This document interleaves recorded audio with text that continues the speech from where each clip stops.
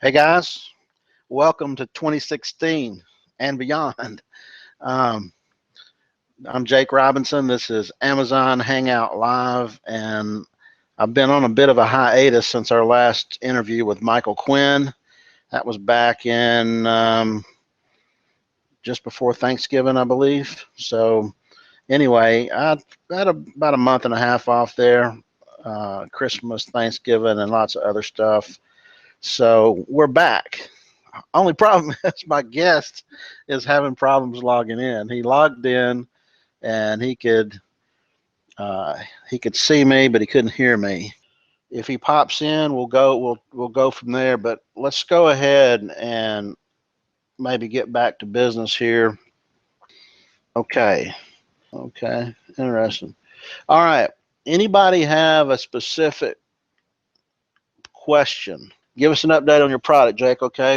I've got one product finally after a year of interviewing people and trying to sell a house and buying a new house and moving my dad up here. And really, I just put getting a product on Amazon on the back burner. A friend of mine, who you guys may know, you may have seen the interview, James Amazio. He had several products, and this one was a product that was kind of a pain in the butt because he was having it shipped from China. It was um,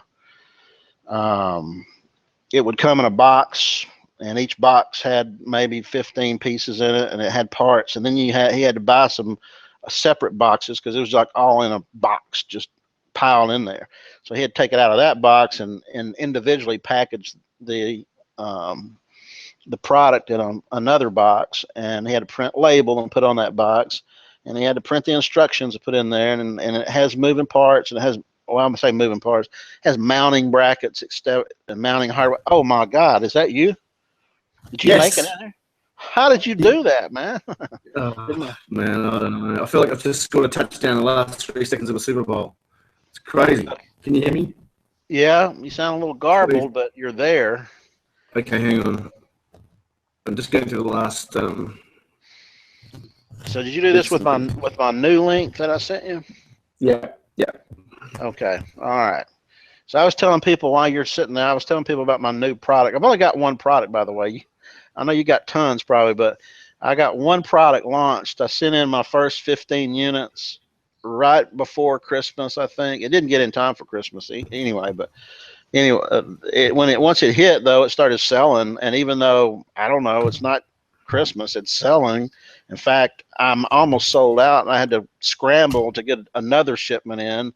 I send in 16 at a time. I case pack them in a box, and I got my first shipment in, and then I wasn't really paying attention, and I sold one here, and then one a couple of days later, and then all of a sudden they started selling 3 a day, and it don't take but a couple of days to start running out of stock. So I did get my second one in there, and I got to bribe my daughter or somebody to help me come in here and package up the other 284 or whatever it is. All right, so let's bring our guest on here. We've been vamping now for 22 minutes, Julian. So I'm hoping that our folks are staying, and it looks like they are. We got 136 people in the room, and Miracle. and anyway, so Dilly wants to know who's this guy. This guy is Julian Thornton. I met him through a Facebook group that we both belong to, and I saw him make a few posts, and I thought, that guy sounds like he might be experienced. So I just sent you a private message. I sent you a private message of, hey, what's up? Would you be willing to do an interview? And then we got on and started talking and chatting. And then I said, dude, you got to let me stop because I'm doing the interview right now. I don't want to do the interview right now. I want to do it live with all our folks over here. But you told me you started in 2013, and the first 8 months you did 1.3 million. Yep. Okay. There's a lot more to it than that, though. Well, I hope there is, because I don't know anybody that can start out from scratch and do that. I mean, it'd be like 2 guys lined up on a football field, and one guy is like 30 yards back, and they're going to have a race, and the guy that's 30 yards back takes off running. and when he gets to the other guy that sits in the starting block, and they pull the trigger, he's already running full blast, and the guy is trying to catch up. So were you already running full blast down the field with something else to get your sales going that fast? No, I think if anyone knows me, because I think a lot of the people on this call are probably from groups that I've been in and may know a bit of my story already. But it took us 9 months to get our first products up. So, as I was saying to you and lots of other people I speak to, if anyone should have given up, it was me and Jules. Like we were so dumb in the beginning, and we did this one of the main courses, and Julie's background's in business consultancy, in fashion, so we just assumed we were going to go to clothing. We just didn't even think of anything else. It was always going to be clothing, and just to prove how stupid and dumb we were, it took us 2 weeks to realise that clothing required approval. I got to interrupt you, brother, because I'm getting feedback. I can't hear him. Very garbled. Do you still have your Skype on? Yeah, hang on. Do I?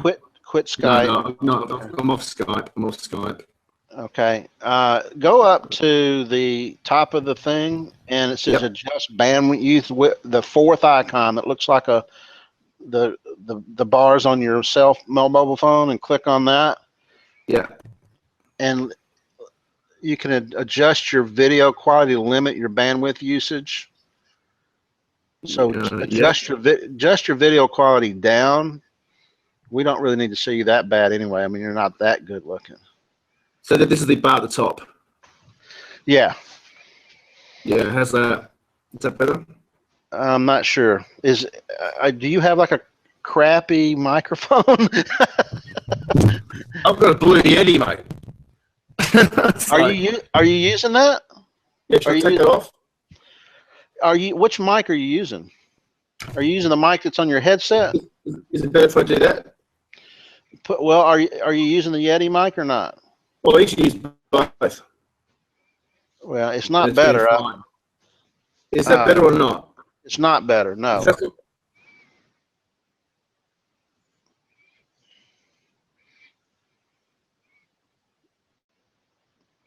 Now we can't hear you, I don't think. There's no sound that way. No. No, there's no sound there. So undo whatever you just did.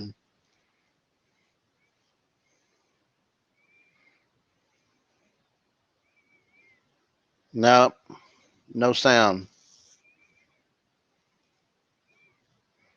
This is punish. This is karma for taking 2 months off. Alfonso says that he thinks it's just your connection. Okay, you don't have any sound now. I think you got like a short in your cord or something, man. Did you have your Yeti mic plugged in and working? You'd have to choose that mic. Okay, so is that what you were talking into? You got a mic on your You got a mic on your headset. Is that not working? Can you not change your mic to? Now I'm hearing something. Yeah. So now you can still hear me now, right? Oh yeah, you sound much better. Okay, so I've got rid of the Yeti microphone. So lesson is, children, don't waste $100 on the Yeti microphone when you can spend $20 on this piece of crap, and it works much better. There you go. All right, everybody's saying cheers. Okay, so you were saying that you and your partner were like doing stupid things. You decided you were going to go straight into clothes, right?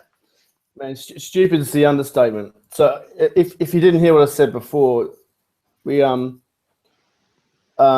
assumed we were going to go into clothing because Jules had 25 years of business consultancy background in fashion, right? So she knows everything about quality control and where to get the product and all that kind of stuff. And so we did the course that we'd done. I presume I'm not meant to say which course. No, you can talk about any course. Yeah, okay. All right. So we did ASM, right? So this is 2013. I think February was when the card opened and we joined. And did the 8 weeks of the course, and it took us 2 weeks to figure out that the clothing category actually required approval. It was gated. And stupid little me didn't even work that out for two weeks. Then we spent about $5,000 trying to get approval. I mean, it's so much easier now than what it was 2 years ago. Whoa! You spent $5,000 trying to get. Who would you pay? We looked for a developer that could help us, or people that were supposed to know what was required to get approval, because we couldn't get any help within the group because no one else was doing it. Everyone was doing beauty and pets. So it was a nightmare, absolute nightmare, and we didn't know what we were doing. So we got to the first ASM1 conference, and I'm sitting next to... Somebody's asking, what is ASM? Can you... Amazing Selling Machine. It's a course. It was the first sort of big course about private labeling on Amazon. So you paid about $2,500 back then? The 3.5, I think it was. $3,500. Okay, yeah, it keeps going up. $6,000 now, and it's pretty hefty, but it's a good grounding. You know, a lot of people knock it, but it's I don't think it's that bad. In fact, I think it's really good. Anyway, Nick says he got ungated for $50. Take that. He got on what? He got ungated for $50. Yeah, I know. But you probably did it this year, Nick. Back when it was brand new, you could charge that much. I didn't even know what gated was, it's amazing what you selectively see and hear and what you miss out on just because you're so focused on one thing, and you can get too focused on one thing and not be open to. I mean, I don't know how the hell we missed it. Put it that way. And I remember sitting on the first morning of the conference, the big event, and I had this guy next to me, and he said, "Oh, what's your experience been like?" Because of course I've just spewed all over him. I've just like, "Oh well, it's been like this and that," blah, blah, blah, blah. And he's politely sitting there, just nodding his head. He's got a big Texan hat on, and a big dude, and it was one of those conversations where you knew that he was wanting to say something, but knew he had to be polite. And I finished my story, and he said, I guess that's why they told us not to go into a category that required approval. And I looked at him and said, well, when the hell was that? And he said, I think week one, video 3 or something. I turned to Julie, I said, listen to this. She said, no way. And we both missed it, totally missed it. And I'm sure they covered category approval probably, in the first or second week. We just completely missed it. Cost us a fortune and a lot of frustration. And then in complete exasperation. Then the other thing was we got the first product to Amazon, and they lost all our stock. So, oh my goodness! So we had 1,000 units of shapewear because the first product was shapewear, and they lost it. So, but we got a credit for that, which was kind of good. So we made money pretty quick. So you got to sell all your items at one time to Amazon. Yeah. Did they pay you retail? Did they pay you the retail cost? Or yeah. They paid their version of retail. It wasn't completely. Oh, okay. So it was a markup. You made a little bit of profit. So yeah, we made profit, all right. It was kind of funny, but in terms of real sales, we while all this was going on, I think it was around about the September, October, Julie just decided to go and do this skincare product, and she paid $12,000 for the order, and I'm like, what are you doing? I was like, oh God, And the supply was really crappy, and the product wasn't much better. Smelled a little bit better than kerosene, but not much better. And it was all grey and pasty. It was horrible. And I thought, oh no. And the packaging was awful. And we started selling a few here or there, and then we got a new supplier, new product, new packaging, and I still wasn't 100% happy with it, but it really started to take off. Within about I don't know what's going on. Everybody's saying they can't hear us. Guys, we're on here. Can't hear us at all? I don't know. I can hear you just fine. And, okay. Where are the latest messages? Are the latest messages at the top or the bottom? The latest message at the top. Yeah, okay. Guys, we're still broadcasting. Can you guys hear me? Can hear you now. I don't know what's going on, guys. I hadn't missed a beat with okay. All right, hey guys, before you guys get confused, in 2013 and Amazon years, that's like a long time ago. That's 3 years ago. And back then, I guarantee you, there wasn't anybody knew how to get things ungated. Today, you can get ungated for free, or there's people that charge very little to do it. It's easy. Yeah, and Amazon has loosened their grip on gating, because every now and then you'll see somebody post in a Facebook group and say, "Oh, they're just approving anybody that's want to get in jewelry right now. So go get approved in jewelry."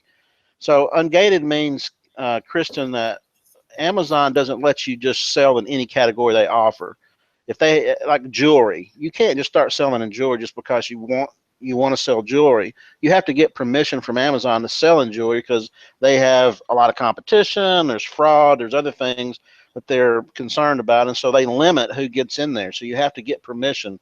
So you can look, and you go on Amazon Seller Central and Google it. You'll find what you can list without being ungated, and what categories are gated or restricted that you have to get permission. All right, go ahead. Sorry about that. Yeah, no, it's okay. It's like I'm just reading some of the comments in here, and it's like, hopefully you can hear me. But someone was asking here about who sells in clothing and what sizes, and it's if you're going to clothing, you've really got to know what you're doing. That's all I'm going to say. Like you could do a webinar just on clothing. It's so different to everything else. Mick asked this question after going through those messes, that what made Julian want to continue to pursue this. So you started out in the hole in a way. Is it just because you've had so much invested, or you're committed to making it work, and that's just what happened?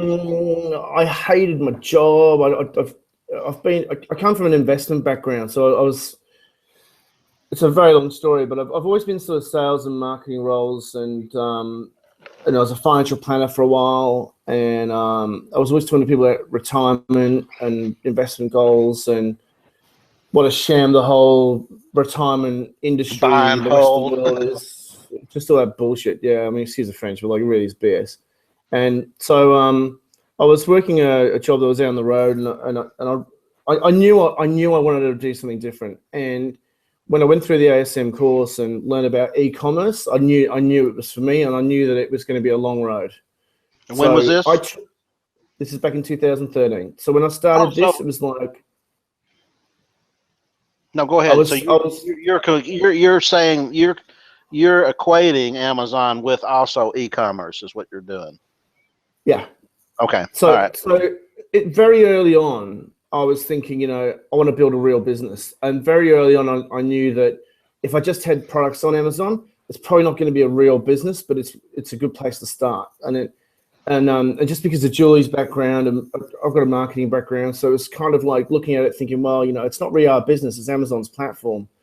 So it's always been going on the back of my mind, and we've kind of evolved a lot, and things are completely different to what they were even 6 months ago, let alone 18 months ago or 2 years ago. So when we went through this learning curve, can you hear that noise in the background? No. What noise is that? I don't know. I can hear a scraping noise. Anyway, it doesn't matter. I'll try and ignore these weird things going on. I know Tennessee's a bit weird, so anyway, there's quite a few questions coming in, but yeah. So I guess at the end of the day, what was really driving me was the thought of not having to go back to do a corporate job. I don't want to work for companies, and I was treating this like a master's degree or doing a PhD, like an 8-year qualification to be like an orthopedic surgeon. It was like, I'm going to master this. So for me, I'm 2.5, 3 years into really studying, this business. Can you still hear me? Because it's all gone dead. I can't hear you now. You can't hear me now. No, I can hear you now. It's all right. I'm muting my side so that. Okay, okay, gotcha. It's all right. So, I think there was a deep-seated big reason why for me. There was a lot of things that I needed to sort out for myself financially, and also just from a sense of doing something I really wanted to do. And I really enjoyed Amazon. I really enjoyed the whole e-com world and the people that I met. And and unfortunately, this skincare product took off. And I say fortunately with a little touch of a bit of a sigh, because I mean, we had an incredible result. Like we went from 0 to like 70,000 turnover in about 2.5 months, and then within I think about 10 or 14 days after hitting 70K, we were over 350. 350,000. Yeah, it just went crazy. Now, how were you even to keep that in stock? I mean, well, I think this is a key point to make out, especially to people that are new, that are thinking, oh, you're going to go from 0 to $500,000 a month in 12 months. You're only going to do that if you've got at least 200,000 or 300,000 in the bank just for inventory.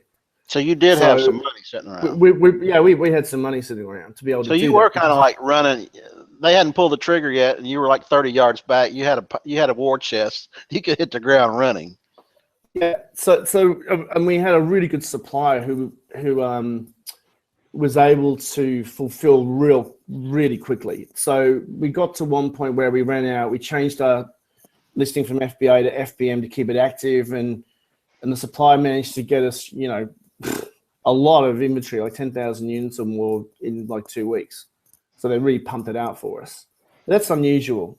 I don't think we were lucky. So we had a bit of luck in the beginning. Now the bit where it turned sour is that in the early days with ASM1, in the early days, we used to post our new product and say, hey, give us a review. So everyone knew what product we were selling, what our main product was. And this is in the forum? Or is this the forum for the... Yeah, the Facebook page. Yeah, the Facebook page. So everyone knew what we were doing. We got copied, we got slammed, we had spam traffic, we had negative reviews and copycats, and you name it. We got absolutely hit. And I think there was around about 1,000 listings for that particular product when we started. And by the end of that year, or within about 7 months, it was about 5,500. So... just like all the other people you helped go into business. Yeah. I'm telling you, we really got hit hard by some competitors, and they might be on the call. Who knows? But well, good luck to you. But there's a lot of black hats of people in beauty, and I have changed my way of going about that business totally. And it's a very long story and a long road with that. What country were you in? Were you selling this? Where were you located? Just USA. Okay, but were you located in the USA, or were you located still in Melbourne, sending the stuff to the USA? Oh no, living in Melbourne. Supply was in America, and so everything was USA. Okay. So we Patty wants to know, how did you get ungated in the end for health and beauty? We got these guys in India on Elance that got us ungated. So we'd spend all this money with these other guys, and then I think about $400 or $500. These guys got us ungated within about a week. It was amazing. So yeah, it was. So Nestor's asking a poignant question, especially for ASM, because this was their MO. Is it a bad idea to go into a product that is a bestseller? Not always. I mean, I think we all would love to have like a standard stock answer for everything, and I think the big thing I've learned over the last couple of years is you've got to know how to test, and you've got to build a real business. So I always come back to the beginning and say, well, what's a real business? And what's your goal with that business? So for most people, when I think with putting my retirement advisor hat on, it's like, well, what's your goal? And for most people, you're going to need 3 million cash in the bank. If it's invested around about 5%, that's 150 grand a year, right? Yeah. Now, 15, 20 years from now, 150 grand is going to be more like 80. So is 80 enough? So to me, it's like, well, you need 1 million, 3 million in the bank minimum as fast as you can. And like for most people, that's like, whoa, we can't even imagine it. And most financial planners will tell you to get, 600 grand in your 401k or your superannuation or retirement fund or whatever it is that, whatever country you're in. And used to, you could show them mutual funds that got 12%. Used to. Yeah. There's you can't really rely on that, but you can bet on 5% pretty easily, I think. But everyone's different, and everyone's doing this business for different reasons. If you're just doing it for an extra 3 or 4 grand a month, well, God, that's basic. That's easy. I mean, you can make 3 or 4 grand clear a month, within 6 months. I think no problem. And you don't have to be swinging for the fence all the time. And there's so many different ways of doing this business. And I think that's a good thing, but it's also a bad thing because your inbox is full of all these different ideas and people trying to sell your courses. And I think, the more you can step back from it all, take a deep breath and say, right, can I afford this course? Do I have the time to do this course? Do I really need it? Have I done the other courses I've already bought? If you can't, answer those questions clearly, and you got all the stuff that you already haven't done, it's like, just put your credit card away, stop spending money, and focus on one thing and get really good at it. And I think with Amazon, it's so random. That's the other thing I was going to say today is that, people say they've cracked the code on Amazon. It's like the biggest, that's rubbish. No one's cracked the code. No one knows the code other than the guys inside Amazon. You can sort of guess, and it changes every couple of weeks. So to me, it's like one way that I'm working one of my accounts. We've got 7 accounts, right? So I'm working in 7 different main niches. They overlap into different categories. But okay, let's pause for 1 second because I want to before we go into that. Yeah.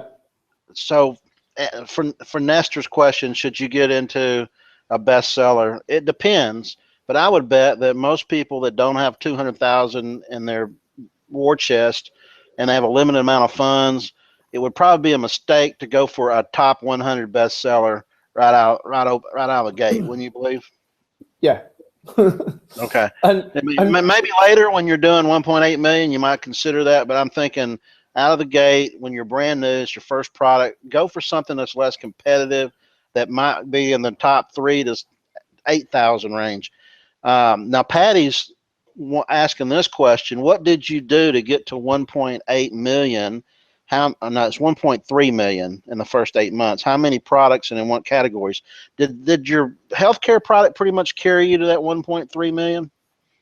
Yeah. I mean, you said you did 70,000 in how many, like 4 weeks or 6 weeks? 2.5 months. We got to 70,000. 2.5 months to 70,000. But then the next month you went to 350. In the next 2 weeks. Okay, so, in 2 weeks. And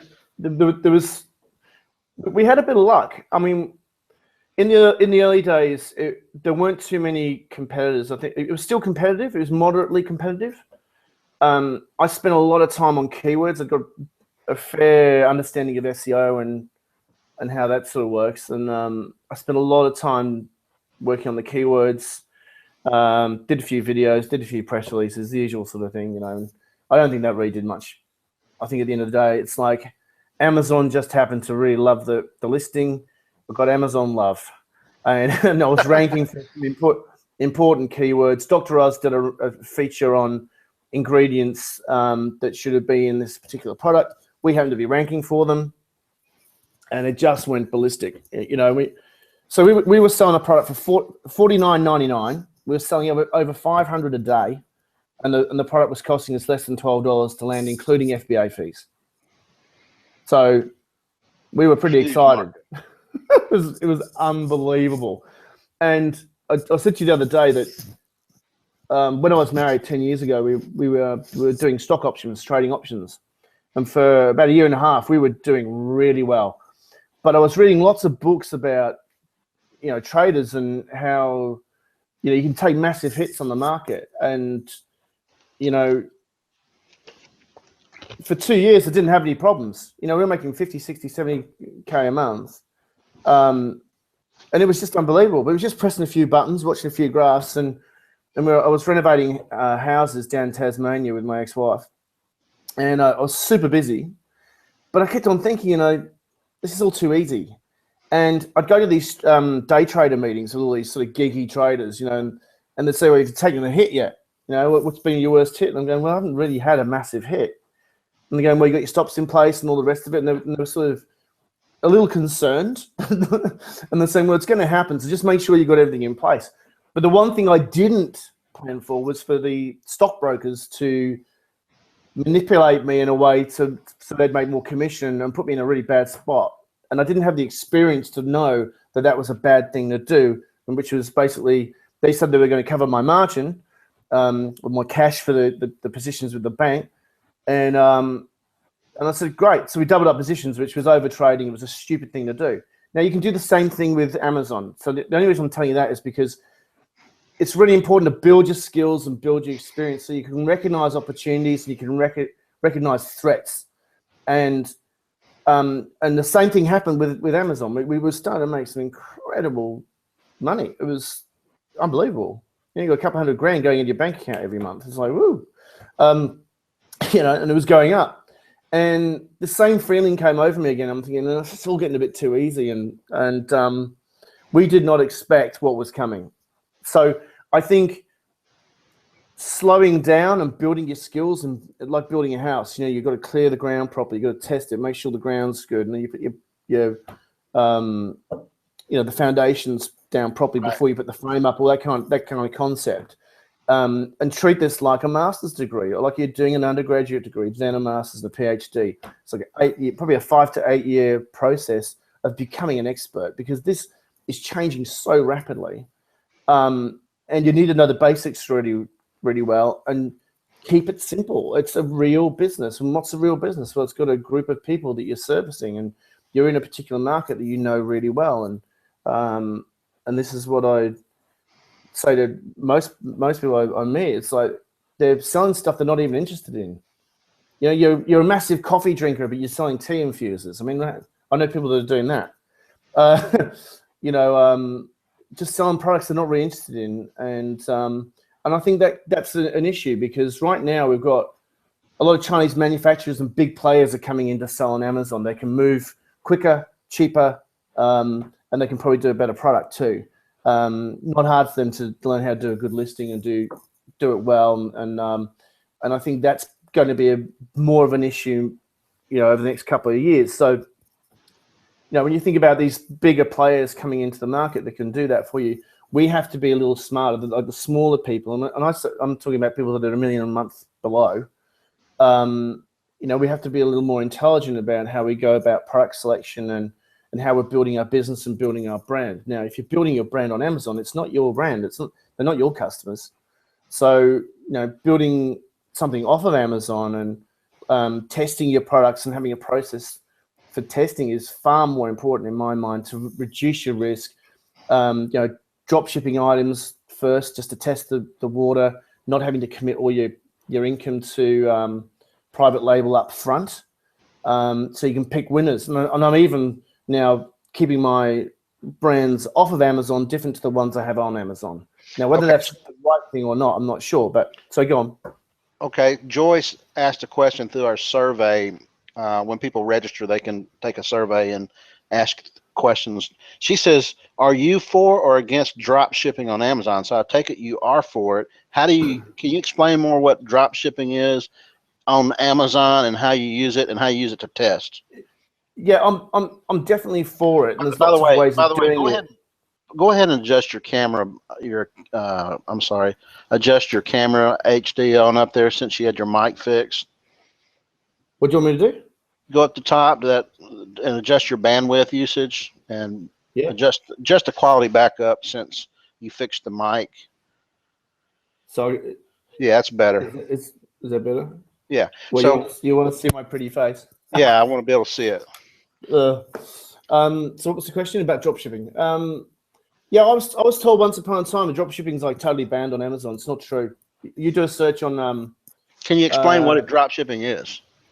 Well, basically, dropshipping is where you're putting up a listing for a product, but you don't actually hold the inventory. Someone else has got it. So there's these dropshipping companies where you can actually use the images of the product and the copy, and you're obviously going to change it, but you put that listing on Amazon or Shopify site or WooCommerce or eBay or whatever. And when you get the orders, you send the order to the drop shipper and they fulfill that directly to the customer that's ordered it. Now with Amazon, you've got to make damn sure that you do it the way that Amazon likes, and that's not so hard. There's plenty of companies out there that will help you do that. How does Amazon like drop shipping? What do they want? What do they want to see? Well, they don't want you taking an order under, say, Jake's Health Foods or Jake's Hunting Gear or whatever it might be, and then the product gets shipped by ABC drop shipping company. It's got to be coming from you. It's got to be. It's got to be congruent branding and. Yeah, and you've got to be really careful that you don't run out of stock, and there's issues that you can run into. Now, well, yeah, Rob is saying as soon as a drop shipper messes up in any way, your account is closed. The margins are usually not there anyway. Yeah, they can't. You've got to do it. It's not as simple. Nothing's ever as simple as people make it out to be. And I only do drop shipping on a couple of accounts that are not my main accounts for FBA private label. So why do you use it? You said use it for testing, right? Yeah, and you can you don't have to test on Amazon. So everyone's obsessed with Amazon because it's so big, but Amazon's a nightmare. I mean, I honestly think they're a pain in the ass to deal with. They've shut down our accounts for no reason on several occasions. And I know our story all sounds real good, but I think you mentioned in the posts for this session that I've had the roller coaster ride. Yep. So how do you think you would feel to go from, and I'm not the worst case scenario I've heard, by the way, but how would you feel if you got up to as high as 550, 600K a month, and then as low as 30, 25, 30, and then back up to 500, and you did that? I mean, it's a nightmare. And we had our main clothing account shut down 3 weeks before Christmas. Wow. So because of someone complaining, unbelievable. So we've had plenty of bad luck. So, and I don't want that to scare people off either. It's just what you're dealing with Amazon. And what is really important is you diversify. So diversifying accounts, diversifying niches, diversifying platforms, and really learning this business, because it like I said before, it's changing rapidly. And the one thing that we can all do is build a community of people that are in a niche that we enjoy. It's something that we think we can, be an expert in. Ken wants to know, why was it shut down? We were getting counterfeit claims on the clothing, which is that's the fastest way your competitor can shut you down, is just claim counterfeit. The word is like it's like a bomb that goes off at Amazon. When they hear the word counterfeit, it doesn't matter if they're right or wrong or lying or making it up. They react like, oh, it's like an accusation of rape. You're guilty until proven innocent. Yeah. So there's a lot of people asking about, drop shipping products inventory. There's companies that can manage all your fulfillment and the inventory. It's live feed, so don't have any issues with that. And that's when you're doing mass testing. The main way I do it is really just on a WooCommerce site, where or Shopify site, doesn't matter what you use. But I've become really good at finding different products and little pockets within niches where ideally what I'm looking for is a product that's probably selling for $150 to $250 retail, but I can buy it for about $50 to $100. BSRs are still between six and 15,000, something like that. I'll see if the same product's on eBay. I'll go and have a good look around at where this product's been sold. If it's something I can improve, then I'll just test it, running some Facebook traffic to it. And then if I get some traction on it, my fan pages like it, well, then I'll amp it up a bit. Then I'll basically save the cash from the drop shipping sales to then do the private label. And that's the basic process that I work on. So do you figure that almost any product that you come across and you think, hey, that might be a good product to sell, you can find somebody that let you drop ship it and then you test it on Shopify or whatever as a drop shipping method, and if it sells, then you go private label with it. That's my preferred way of doing it now. I don't want to look at products on Amazon or whatever process that I was doing before. It's evolved into something much different to what I was doing before, because before what we were doing was really just looking at Amazon, and then just straight into private label, ordering 5,000 units of a product and going hard at it. I don't do that at all now. It's like, so that's it's similar to buying onesie, twosie, or 20 off of AliExpress and popping it up there to Amazon and doing a test run with it. And then if it sells with no help, then you can start thinking about spending money on private label. Yeah. So, I mean, there's a lot of Shopify courses out right now. And look, Shopify is not, in my opinion, the best platform, but it's a good option to start. There's tons of training on it. Give it a shot. Doesn't always work straight up. Nothing ever does. You've got to learn how to think outside the square. You've got to learn how to apply it to your own situation. And not all products sell the same way. And this is why I'm hell-bent on people being unique about, specializing in an area that they're interested in. Because as soon as you're in an area that you're interested in, and let's say it's fishing, you know how much lures cost. You know how much, fishing poles and tackle boxes and whatever. You know what it's all about. You've got an interest in it. You can research it so fast. It's not funny. I mean, I could go into something I'm completely not into, like arts and craft, making quilts, and very quickly become an expert. Within a couple of weeks, I probably know as much as some of the best people out there, because there's so much information to get a hold of, and you just emulate successful people that have got good sites and good processes in place, and just do your own version of it. Okay, so I've got people in here going back and forth about drop shipping. You shouldn't do it, and blah blah. You're not saying sell products through Amazon to drop ship. You're saying drop ship just to test, and then if the test goes well, bring that product to private label and put that on Amazon. There's a few ways of doing it, right? So if you want to be super safe, you're going to do drop shipping off of Amazon on an e-commerce site, running Facebook traffic probably to it to test it. And there's a few different ways of doing that. So if you're going to use a fishing product as an example, let's say you were doing fishing products. So how would you advertise on Facebook? Would you set up your own Facebook group or page, or would you just go for? You don't have to have your own fan page. But, so you would build your own specific audience though, based on fishing keywords. Yeah, so it's fishing interests and groups. Yeah. So when you're doing your research on a market. And let's say it's fishing. You want to find every e-com store, all the leading e-com stores, see what they're doing. You want to go to magazines.com, find the magazines. You want to go to all the Facebook fan pages, list everything in sections that make sense, so you can go back to it when you come to Facebook. Because when you go to Facebook, you can go into the insights there and look at the different audience interests, right? And look at what's the most relevant, because it's all about relevancy on Facebook. So the more you drill down and the more specific you get, the better you're going to end up being, because you're being more relevant and you're finding people that are engaging in your so in the universe of fishing, if you were going after fly fishing, you're looking for those people who say fly fishing versus saltwater fishing or bass fishing, then you're really getting particular with those people who list fly fishing as their interest. Yeah. And I think, let's say you really enjoy trout fishing, or salmon fishing, and it's fly fishing.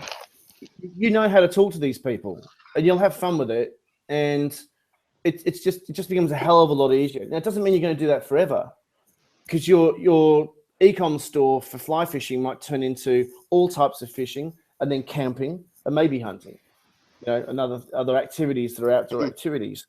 Like Big Bass Pro sells everything. Right. So, but you've got to start off, by back clearing the land before you put the slab down for the house to be built. Everyone's in such a mad rush to click a few buttons and make $1 million. It doesn't really work that way. You hear some of these amazing stories, and we had amazing story, but we had the cash, we had access to cash. So it made it possible for us to get the right result. Somebody's going to ask this question. I might as well ask it now. You did 1.3 million the first 8 months. Was that gross sales or was that net profit? What's your net? What was your margin on that? Sort of average between about 55 and 60%. So you put about 600,000 in the bank. Is what you're saying? Not bad. Okay. So I like that. It was amazing, but you know, we created so many dramas for ourselves as well, and then we made a lot of mistakes. We spent a lot of money on things that didn't work. We trusted people, some gurus out there that I'd like, you know, really would like to say something about, but you can't. You know, more often than not, things don't work, and this is where I get back to the know your market, know the product line that you want. And I know people are saying things about drop shipping on Amazon and being risky, but if you do it right, it's not. And you know, this comes down to building your experience and doing things properly. Well, that's probably the point, though. I mean, Amazon in and of itself is scary enough to try to figure out when you're brand new at it. But when you start adding something like, oh, now go over here and figure out how to do Facebook ads, that's a whole nother critter. It seems like to me that's like compound misery to figure out both of those. To do Facebook? Yeah, it's a nightmare. And I'm not, you know, I spend all my time studying this. I want to master the basics as much as I can, and Facebook is part of that right now. And I've got the time to do it. So I think about the poor people out there that are, you know, they're married with kids, full-time jobs. They come home, put the kids to bed. It's 8:30. You're completely stuffed, and then you've got to go and sit down and watch videos and spend a few hours, you know, trying to learn how to do Facebook ads or whatever. I can't believe it. Someone's come to the front door, and I'm at my mum and dad's house, and no one is here. It's like, you know, just one sec. Do you mind? I'll just get rid of it. All right. This is the craziest interview I think I've ever done, guys. All right, so okay. Well, who should we avoid listening to? I don't think Rich, I don't think he really wants to say that. By the way, guys, all you guys who are asking questions, don't worry, I'm going to get to your questions. I don't know how many of you guys, this is your first experience with me in my interviews, but I always ask the questions. And even though we got started late, we'll go late if we have to, if you can hang in with us.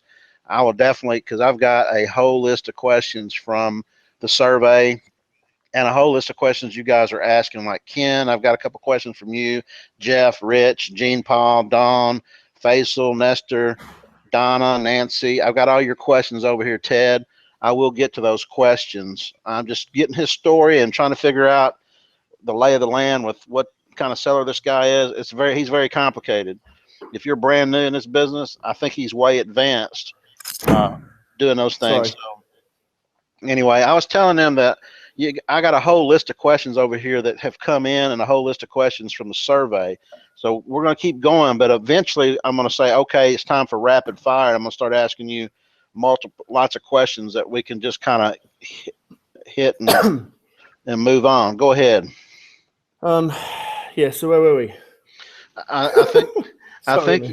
think you were talking about if you were saying something about if you do it right, you can do drop shipping. And I said, you know, you spend all your time trying to learn Facebook and learn this stuff. But most of the people that I have on here are rookies. They're new. Yeah. They wouldn't even have a clue about Facebook advertising. They're still trying to figure out. I mean, if you look at the surveys I get, I say, what kind of 5-minute videos would you like to see? Like, okay, how to open an account, how to set up, you know, how to do shipping or whatever. So that stuff is probably over their head, even though I'm imagining that you worked hard to get there. I don't know why my chat is not up to speed. I got 2 chats going on here. This is the weirdest interview I've ever done. So doesn't surprise me to hear that. Well, let me just talk to the newbies, because when you're new, going back to the building the house concept, it's like take your time, like test the ground and learn the basics. So imagine your first year of university or college or whatever, you're learning the basics. It's 101, it's accounting 101, it's marketing 101. Second year is 201, 203, that sort of thing. And set a 5-year goal or 3-year goal of visualize what it is you want to achieve out of this, and just work your way back, and then get to the simple steps that you've got to put in place. You might have done a course, or you've just bought a course that's teaching you private label on Amazon. Now, for most people, I think private label is the wrong place to start, because you don't have the capital. You can't really afford it. And I know there's people out there say, oh, what are you going to do with your first $500 and blah, blah, blah, blah. But you've got to reinvest your capital, the profit, straight into inventory and hope that it sells. And that to me is just random hit and miss. And we've got over 120 products on Amazon. We've got more off of Amazon, but we've got 120 products on Amazon, and 90% of them don't really sell a lot. And some of the selling, we're like, why is that selling? It just doesn't make any sense. And it's like with the Amazon ads, some go really well, and some are just doing nothing, And you can replicate similar products in different accounts in the same category, and put up your ads, and they do nothing. So I can't give you any answer on how Amazon operates. They're just so randomly weird and challenging. It's not funny. So I don't worry so much now. I do my testing off Amazon. You can do it on Amazon with drop shipping. You can do it off Amazon with drop shipping. You can do retail arbitrage. You can do all these different things. And I think if you're new, you need to just get with someone who knows what they're doing, has tried a few different things successfully, and they're actually doing it. There's a lot of people out there teaching things, they're not actually doing it.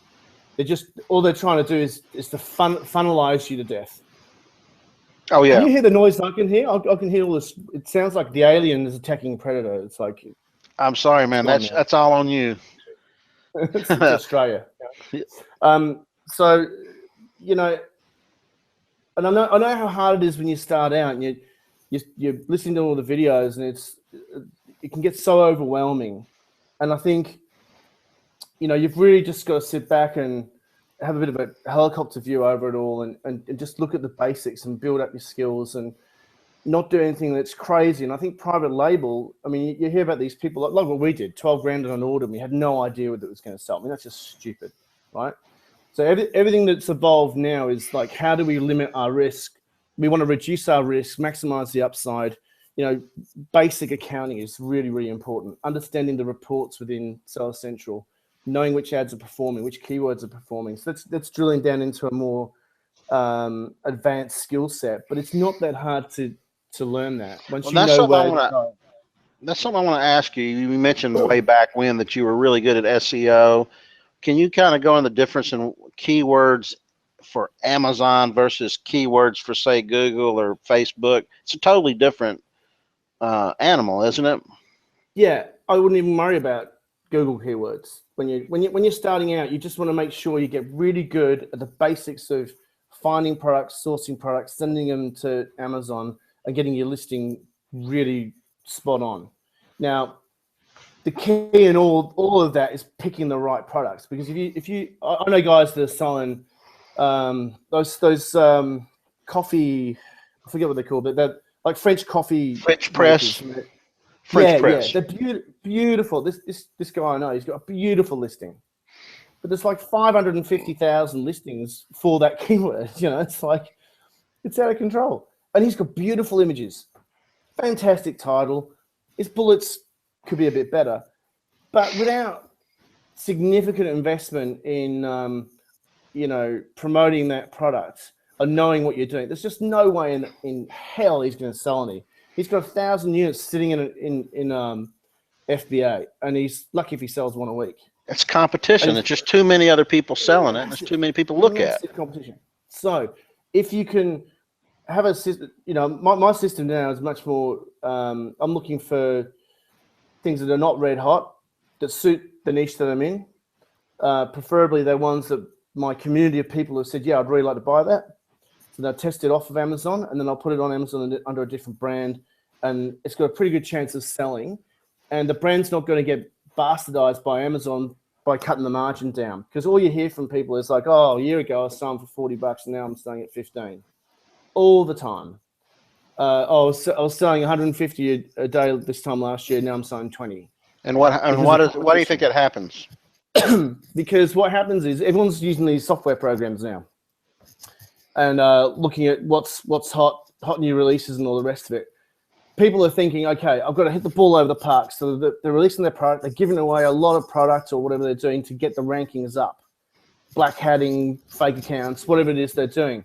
People are watching in different categories the fast movers, and they see this product coming up, and it sticks in the top 5, and they can work out roughly how much it's selling and say, I'm going to do that. And either hijack the listing, or they go and make their own version and come in and do whatever it is they do to take over or take their share of the market.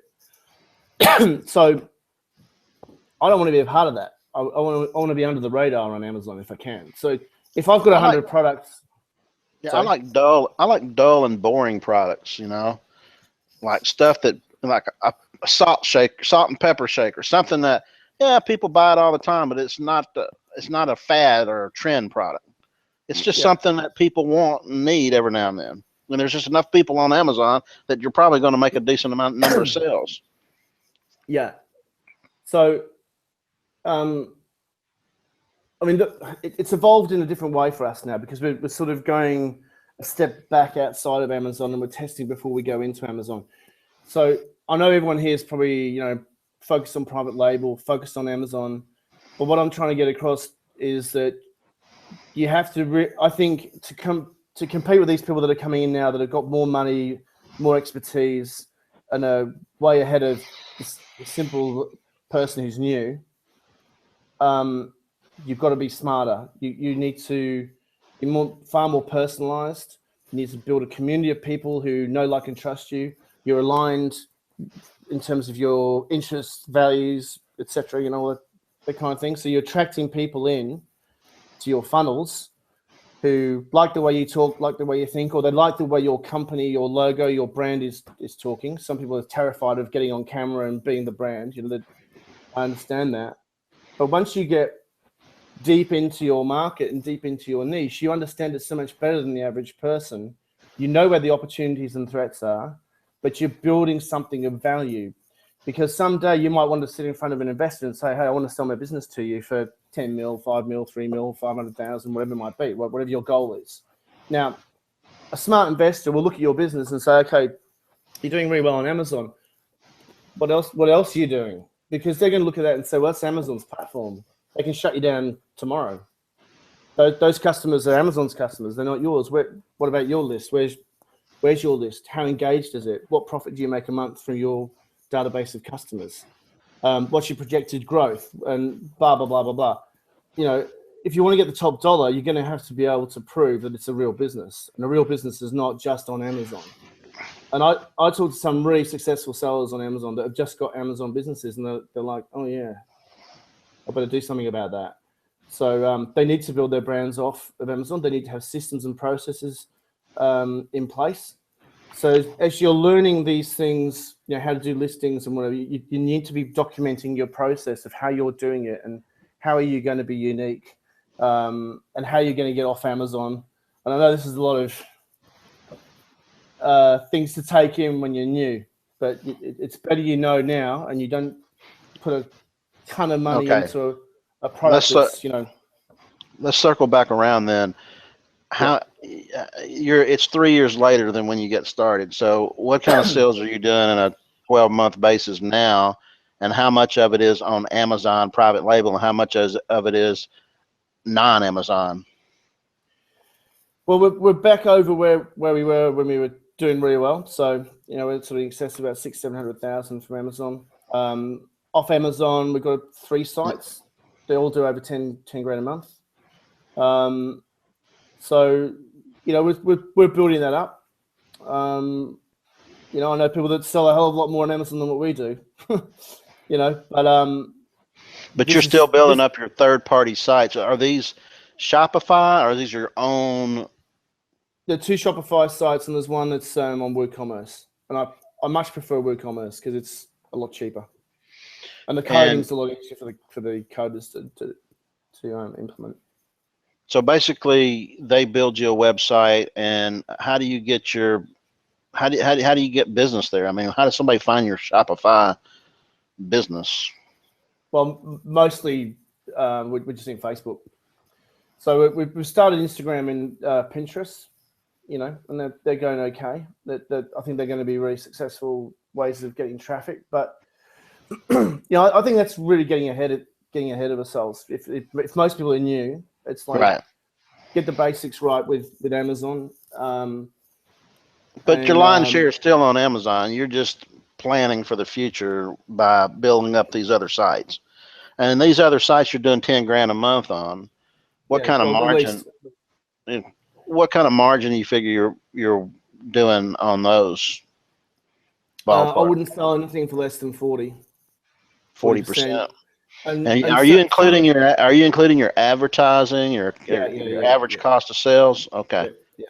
Nice. Okay. Now there's products that very specialized cooking products and things like that. The margins are much higher. I mean, you're buying for $50, selling for $350, $400. It's so you're selling some big ticket items then.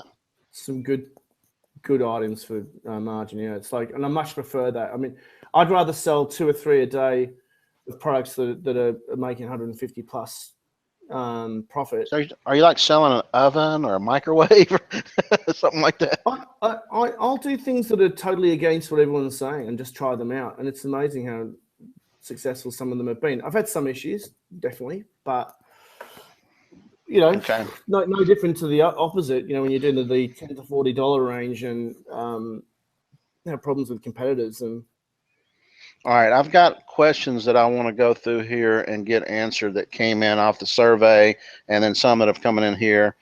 Carla wants to know, where do you find products to sell on Amazon, and how do you get them noticed among all the other sellers, and where can you source items outside of Alibaba? So the first question, where do you find your products to sell on Amazon? Well, that's a long question to answer, actually. I go through a process where I drill down into the subcategories of a niche within Amazon and look for a range of price points. I'll see what pops out that looks a bit odd, and I'm not really sure what it is. Click on it, but it's like got a good BSR. I'll make a note of that product. I'll go in to have a look at what the seller's selling. So I'm trying to find successful sellers that have got a good range of products, and some of them might just be sort of sitting in a pocket within that niche that's like not really looked after very well. You might be able to do variations, and so this becomes a bit of a artistic skill, I think, after a while. You had Mike Collins on here a while back, didn't you? Yeah. Well, I stayed with Mike for a couple. Okay, we got a bunch of folks that are taking the course that join with me, about 90 people.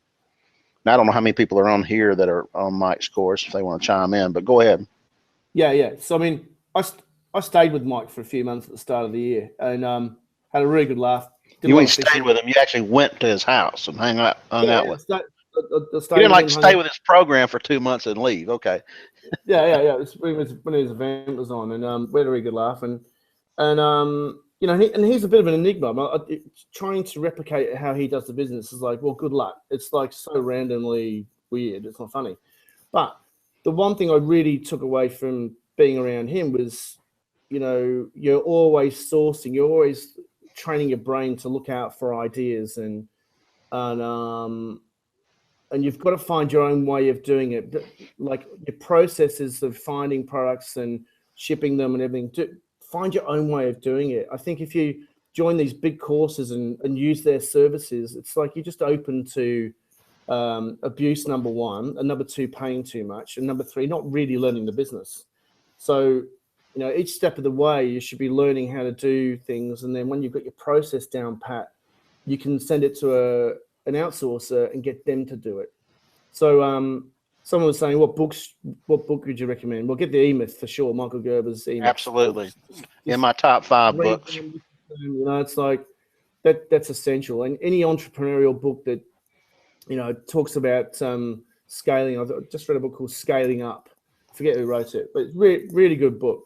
You know, so I'm not a very good reader, so I go to audible.com and get the audio versions of the books. Have you done Getting All You Can from All You've Got with No. Okay, I can't remember his name. Awesome top 5 books in my book. I like the guerrilla marketing books, just general marketing ideas. So yeah, getting back to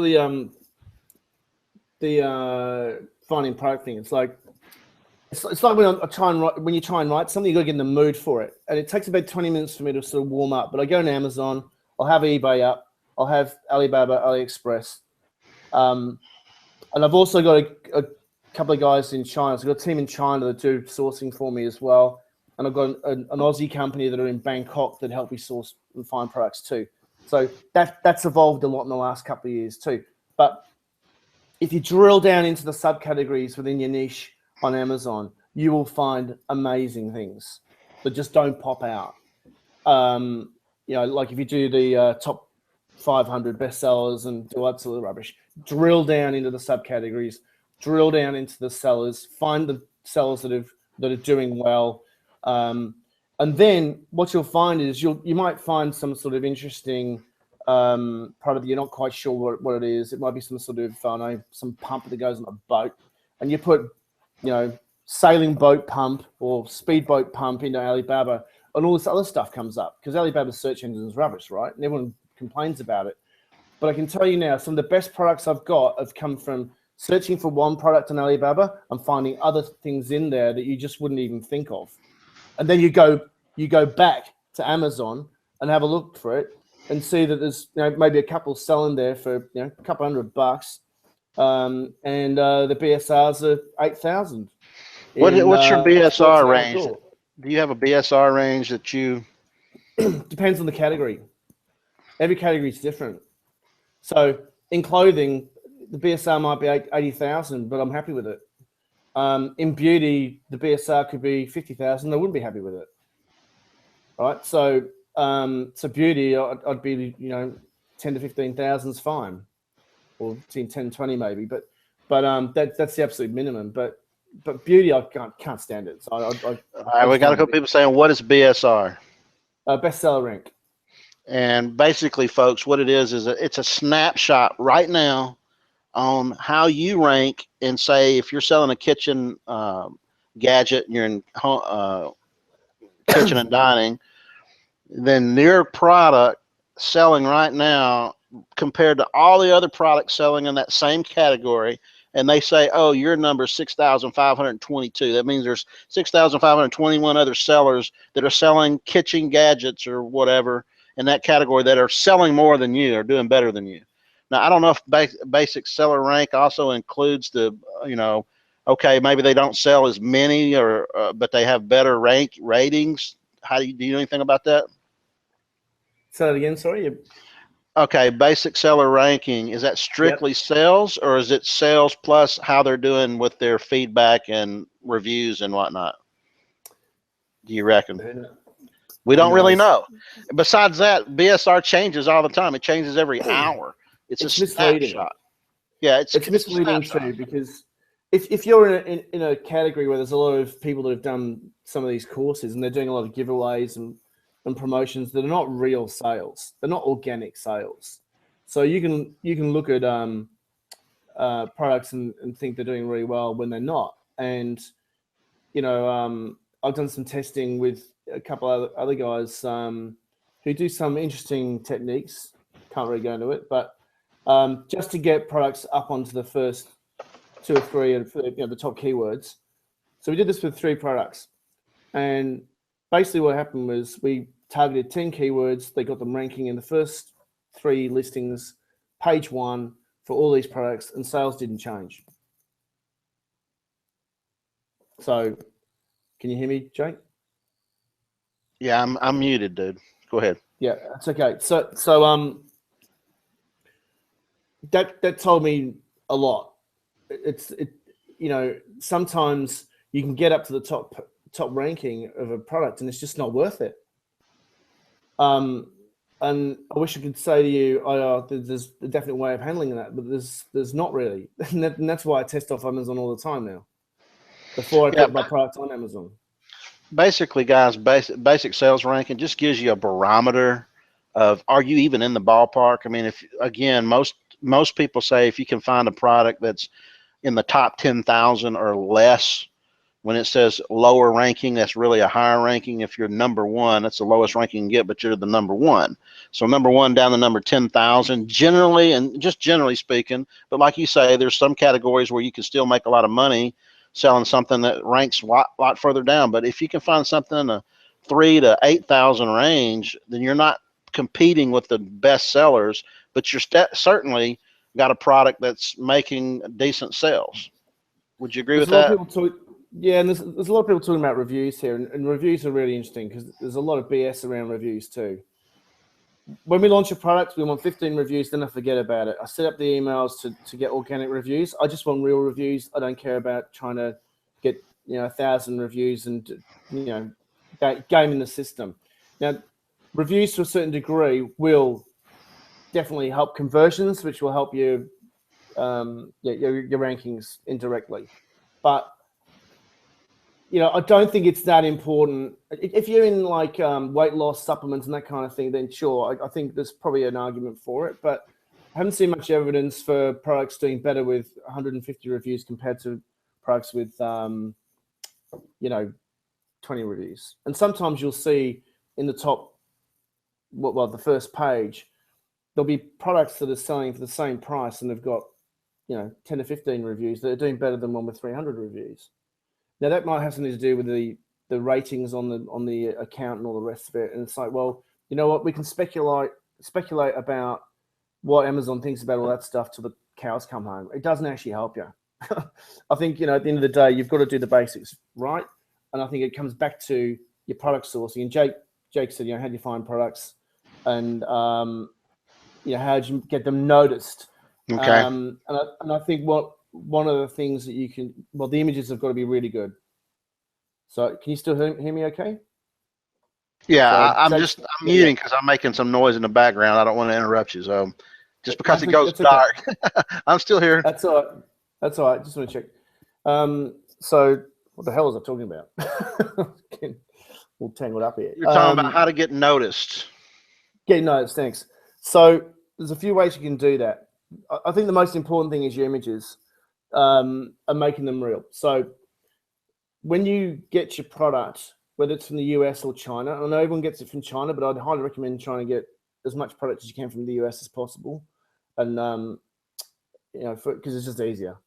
But to get noticed, get your samples, take photos of it, learn how to take photos. I think one of the best skills you can have is get one of those little light boxes. I mean, I think for about $400 or $500 you can get a light box set up and learn how to take product photos. It's not hard. You can do it with an iPhone. You don't have to have a big digital phone. So if you've got an iPhone or a smartphone, just learn how to do it. It's probably one of the best things you can do. And take videos of using it and opening it. Someone said about product inserts before. So yeah, sure. Put product inserts in there. Get your basic website set up. Look like a proper business. Have an LLC. People say don't get an LLC. I think having an LLC is a really, really good idea, especially if you're living in America. With your business address, set it up properly. And then, you can show a customer on YouTube or potential customer on YouTube, well, this is what it looks like when it comes from Amazon. You open it up. This is the packaging. My packaging is always just a poly bag. I don't worry about fancy packaging, by the way. And then you can show them how to use it. You can just give them a really good look at it. And show them whatever insert you got in. It's like, oh, here's the instruction booklet, how to use it. And here's a little insert here with a special coupon for you that you can use to get 50% off purchase on my store next time round. That's one way of getting them off Amazon. Now, you'll be a bit careful with that, but, they don't seem to mind. So when you're looking at the customers, and really that's one way of starting to build your list. So the other thing you can do is, let's say you're going to sell a yoga mat or whatever it might be, or whatever the product is. You can see what's frequently bought together. Now that could be an opportunity to bundle the items. Now bundling, you've got to get the numbers right, but it's a way of preventing hijackers, number one. You can increase your profit, number two. And if you add an ebook or something like that to the mix as well, that makes it even harder for hijackers to sell on your listing. So when you set up an insert, somebody asked if that violates a TOS if you send somebody to your own website that's not an Amazon website. Really, it's just a matter of whether or not you're selling a product off of Amazon, isn't it? That they're concerned about. They say you can put inserts in, and it's like, you know, if you want to be, one way I do it is set up a Kindle book. So the Kindle book might be 99 cents. I'll give them a free coupon to go and get the Kindle book for nothing. And in the Kindle book are offers everywhere and links to the website and all that kind of thing. No problem with that. It's an Amazon product. You're well within your rights to put in your promotions and links to different things within the ebook. There's no problem there. I think when you definitely don't send out an email through Amazon buyer messages with a link to your website. I mean, that's absolutely, don't do that. But I think if you're putting an insert coupon code in there with a link to an opt-in page to get that code, that's pretty safe. Now, could it be a problem in the future? Yeah, it could be. I think the safest way is to have a Kindle book because it's an Amazon link. So sending an Amazon, a purchaser of your product that's going to a Kindle book that's related to your product doesn't seem to be a problem. But what I always do, if we're in the fishing niche again, and you're going to set up a Kindle book, what would that Kindle book look like? What I bought a lure from you, so what's this Kindle book about? Well, I think the best thing to do is to say that I'd go and have a look for all the main accessories. I was doing this with someone just yesterday. Go on to YouTube, type in fly fishing accessory products, reviews or whatever, right? Have a look at what they're all talking about, and they'll be saying, "Oh, this is a really good reel. This is a really good rod. This is a really good line you need, and hooks and whatever." Make a list of all the products they're talking about. Go and find the products on Amazon. Sign up for Amazon Associate ID so you can get your links for these products. Get an ebook written on the 357 essential accessories for fly fishermen. Get that written up. And each time you talk about a product, you put a link in there to that product on Amazon, and it's your Amazon Associate ID. So not only, and that's fine to do. There's no problem with that. So you're seeding the ebook with offers that are really good, and the ones that start getting hits, because you can get that data from your Amazon Associates account. That's going to be a pretty good product to go and do. So it's another way of testing. But I think anything you can do to add value on the initial sale, it's going to help your conversions. But so the Kindle that's the way how hard is it to create a Kindle book? It's not hard at all. I mean, Courtney's saying, okay. I'm assuming you can hire someone to do the book, and Ken says, who writes the book? Yeah, okay. So there's a few ways you can do it, but here's the easiest way. You go to Google, search private label rights ebooks. I'll go and find a PLR company that's got a lot of fishing or whatever the topic is, books that are in your particular niche. Then you can take that book. I'd go to Upwork. I'd find a writer from Kenya who's going to rewrite the book, and you give them a list of all the products that you're going to put into the relevant sections. Now, when you're dealing with outsourcers, the more information and detail you can give them, the better. So really think it through. It's like what you want the book title to be, how you want it to read, what sections you want. They're going to take that book and they're basically going to rewrite it and put your sections in it. And they'll put the right links in there. So you've got a spreadsheet usually with the URL for your associate ID URL for that particular product. Dude, I almost have to give you to come back on another time and just do like a mini webinar on how to do this. Yeah, it's not hard. And then you can get. Would you be willing to do that? It's cool. I'd love to. Okay, we'll work that out. Yeah. So you know, you can get people on Upwork to do a Kindle book conversion and set it all up for you for $100. Someone from Kenya will write your book probably for $25, $30.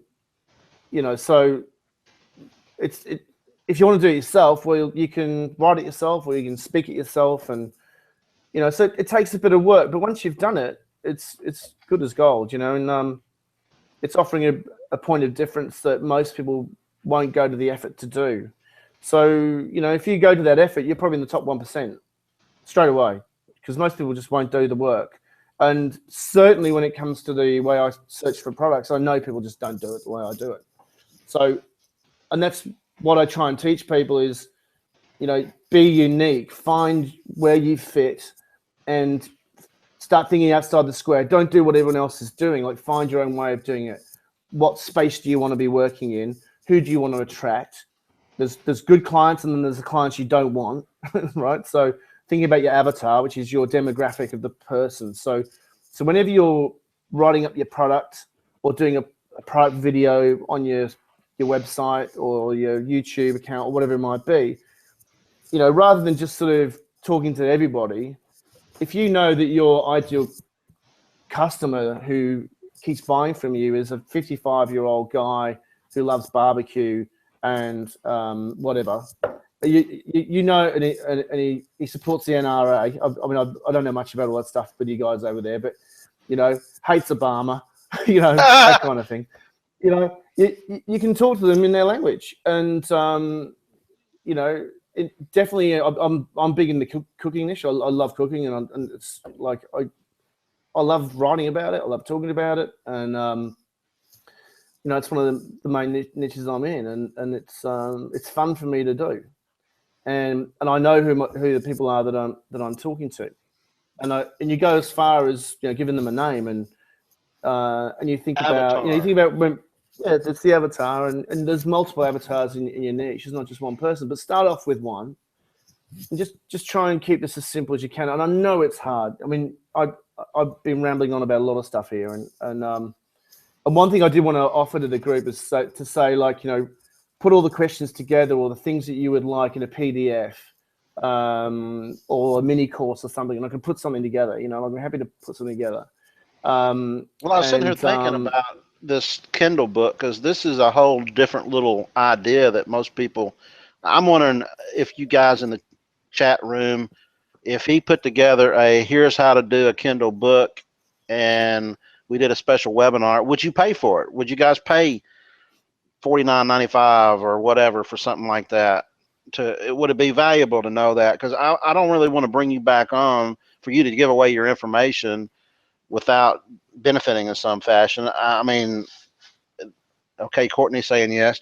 I mean, it would be a good value, because I would like to know how to do that. I don't know how to do a Kindle book. I guess I could go Google it and go on YouTube, but if you've already done it, I would be willing to pay some money to. Yeah, I'll be happy to do that. And the other thing too is, like, I'm working on a couple of the SEO side of the Kindle arena is really interesting too. I learned from a guy in a different group. So I can add that to the mix as well, because it gives you a few other ideas of what you can do on Amazon from the SEO point of view. And, you know, I think it's just something it just makes sense to me that if you're offering something of value and you can monetize that as well. I mean, at any time you should be like putting an offer in front of people, and if they can click on something, you get a little clip. It helps pay the bills. Right. You know, so, you know, I'd probably get maybe only a couple of grand a month from Kindle books I've got, but I mean, it makes a big difference. You know, it's like, it's $2,000 I don't have to think about. And this is the other thing about delving into a niche deep. So if you think about the process of what's a real business, what amount of money do I want, and then you work back to what market you're going to be in, what product line you could potentially sell in, and then you become an expert in that field, and you might do drop shipping, you might do whatever it is to test those products and see what works. And you might do that in a couple of niches as well, just to see which niche you feel is more to your liking. You can then start looking at, you know, let's say it was the fly fishing example. You know, you might be really, really good at tying a fly, knowing how to make a fly and design them flies. And you do a video series of how to tie that fly. And you can sell that to your group. They already know, like, and trust you. They've known you for a while. You bring out this course and they said, you know, I'd really like to see how you tie flies, how you bait a hook and all that kind of stuff. It's kind of funny. I used to deliver pizza at Domino's back in the day, and there was a guy there. He was like 22, 23. He's a really young guy, but he was a fly fishing tire extraordinaire who wrote articles for world, famous, he was famous in the magazines in the fly fishing world. And there he is delivering pizza. Of course, that was back in the late 80s. Didn't have Amazon, but I guarantee you that guy can make a fortune today in Amazon with his fly tying skills that he had. Yeah, yeah. Well, my ex-girlfriend's ex-husband is a champion fly fisherman here in Australia, and the people love him. He doesn't know how much money he can make online. I'm not going to tell him, but all right. I'm going to come back to Carlo's question about can you source outside of Alibaba, but Jeff is asking a question that's poignant. You mentioned 3,000 to 4,000 a month is easy. How many products would you need in order to make this return? Well, it could be one, it could be two, but I've set up a little test account. This is why I was saying that the review thing's a bit of a joke. Okay, so I set up 28 products, all very simple things like balloon whisks and mandolin slicers and meat thermometers and all that kind of stuff. Nothing particularly exciting. All I did was make sure the images were good. I didn't put a lot of time and effort into the titles and the boards. I just sort of regurgitated the top listings. So I just sort of had a look at the keywords and just sort of threw them up. In the first month, I did about $1,200. Now that after 4 months is now around about $3,000 or $4,000 turnover. And I've done nothing. I've done no promotions. There's no reviews. I think I've got 7 seller ratings on that account. And out of the 27 products, sold out of about 14, I think 14 or 15 of them. There's a couple of them that haven't sold anything at all. And it was just a testing thing, just another way of testing. I spent about $1,200 on products initially, and I've just been replenishing since. And that's no stress. And I think, I was talking to you about it the other day. I think if you had like a step-by-step sequence of things to do for maybe an hour and a half or 90 minutes a day for 90 days, like a 3-month program where you just knew day 1 you're doing this, day 2 you're doing that, and you just put it all together, you really should be making at least 5K at the end of that 30 months. Sorry, that 3 months, that 90 days. If you just do the basics right. But I've got to say that you just never know what's going to happen with Amazon. And, we all want consistency and security. And I think you don't get that on Amazon. It's really a bit of a random hit and miss. And I don't want anyone getting off this call thinking that it's utopia, because it's not. Catherine is wanting to know, what is a test account? A different Amazon account? Okay. When I say a test account, it's where you're basically going to test different methods, and then when you know something's successful, you're going to put that in a main account. So you've got a main account that you're not going to sort of mess with. You're not going to take any chances on your main account. It's a different niche, right? So a lot of people say you can't have more than one account on Amazon, which is rubbish. You just ask permission for it. The problem with it is you've got to have a different email, different charge method, so different credit card, that kind of thing. So let me show you guys how to get a different email really easy with a Gmail account. Take your Gmail name, like mine's Jake Robinson RVP at Gmail.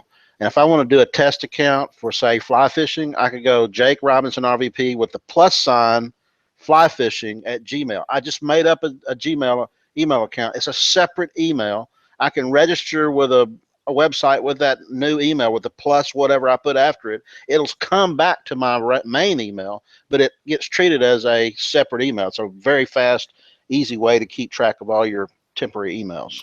And to be honest with you, it's Catherine, I think you asked that one. Yes. Your first account's going to be a test account. It's like if you're brand new, it's like, well, you're testing things out. So are you saying that if you goof up in your first account as your quote unquote test account, you open up a second account with the knowledge you've learned and don't goof that one up as bad? Yeah. And the thing is, when you say goof it up, it doesn't mean you're going to be suspended. You just might get a lot of bad reviews on a product, and your ratings are, your account health is down. Like, account metrics are really important. So you can just delete the account and start over. Nothing wrong with that. Nothing to be ashamed of. People make all sorts of mistakes, but and you've got to be prepared for that. I wish I could sort of just say, this is the way you do it, bang, bang, bang, bang, bang, with Shopify or whatever, and how you test. And I definitely want to work towards that. So there's something more concrete for people just to get into and keep it really simple. Because it can get so overwhelming quickly for people when they're new. I'll probably have something in a couple of months about that, but all right. All right, we're gonna start motoring, man. I'm gonna start cracking the whip here. I'm gonna put on my private prosecuting attorney hat, my investigative reporter hat. Carlos, last question: where can you source outside of Alibaba, or do you? Yeah, we do. There's a lot of distributors in the US, and keep it simple. Find distributors in the US, and you can test the products from there. And I do that a lot. And China's a pain in the neck. And there's all these people going over to China on these trips that cost a fortune. I think it's hilarious. You don't need to. Well, I would have to disagree with you a little bit. If you go watch my Michael Quinn, Michael. I know Michael well, yeah. Okay. Well, that was how I titled his interview, which is why I'm leaving Alibaba, because he says he's going straight over there and he's getting much better deals. I mean, sure, it costs a little bit, but he likes to travel anyway. Yeah. Well, I'll tell you how I did it. I got an Upwork. I put an ad for Chinese product sourcing agents. I got about 12 or 15 people that responded, and I've got 3 guys, well, 2 main ones, but 3 guys that do all that work for me. They go to the wholesaling trade. How much you pay them? $8 an hour. And how do you determine out of the 15 that you hired the 3 guys? How do you interview how do you do that? Get them on Skype. Can you understand what they say in English? Okay. That's the first thing. That eliminates half of them. And then you just build relationships with them, because the Chinese take things pretty slow. And I think a lot of this business online with Alibaba and Amazon, it all happens very quickly. They're slow thing. I'm really actually slowing things down now. I used to be like sort of mad rush, but now it's like, no, I want to take things a little slower. I want to get to know these people. And you need to have a system. You need to design a system with them. It's like, okay, how do I find the products that I'm going to send to them and say, look, can you find me this kind of product? And they go and find it for you. And again, let me ask you this: when you put that ad in, are you actually attracting these guys that have some of these skills already, or somebody says, I want to become a product sourcing guy, I don't know how to do it? Some of them have been doing product sourcing for 10 years. Oh, okay. At least 5-10 years. Yeah, and they're not expensive. Okay. So my main guy his English is very good. He lives about 3 hours from Shenzhen. And he does an excellent job, but we've got a good system now. So, I've got a template that I send him. He fills the template up with all the detail that I want in terms of pricing and the specs that I want for the listing. It gets a sample sent to him. He shows it to me on Skype, and if I want to have a closer look, he sends it to me. So then when he sends it to me, I can touch it, feel it, really know what it's all about. And quite a few get rejected, but that's getting less and less now. So it all comes back to running a real business with systems and processes in place.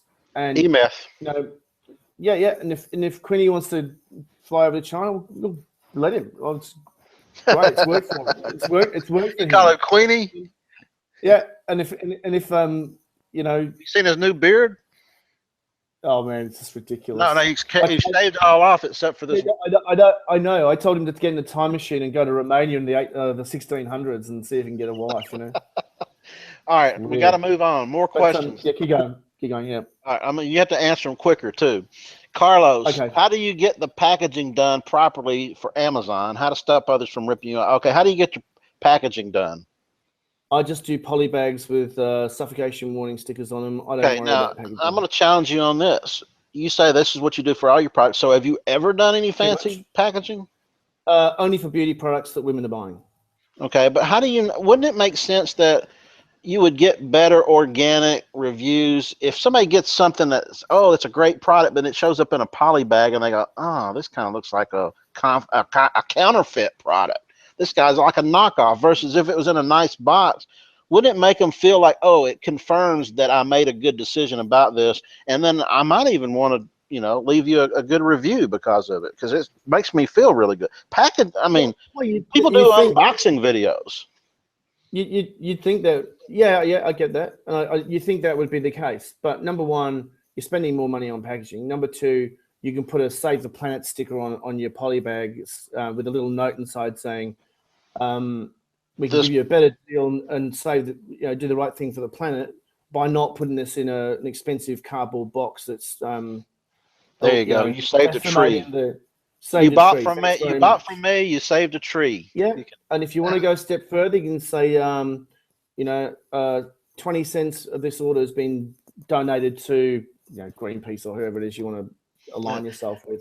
So Ken saying that doesn't sound very impressive though. doesn't have any Ken, effect on reviews. I'm telling you, we've got another product. We have another product that we've put in a magnetic flip box. All it's done is cost us an extra $2. well, it'd be interesting to see if you actually could test that out, because I know Mike. But we do test it. I mean, testing. No, I'm saying testing a poly bag versus go ahead and getting a box on 5 or 6 of your products that are selling that you always do poly bags on. Put them on your test account and do some fancy boxes for We them. regularly get comments from people saying that it makes perfect sense, or thank you for not putting it in some packaging I'm just going to throw away anyway. Yeah, if I'm going to, if you explain that to them, I think that's brilliant, though. I think it is brilliant to say save the planet. Yeah, it's absolutely fine. I know tons of people that spend so much time on bloody packaging. Swear to God, waste of time. Polybag it. If you get complaints, stick it in the packaging.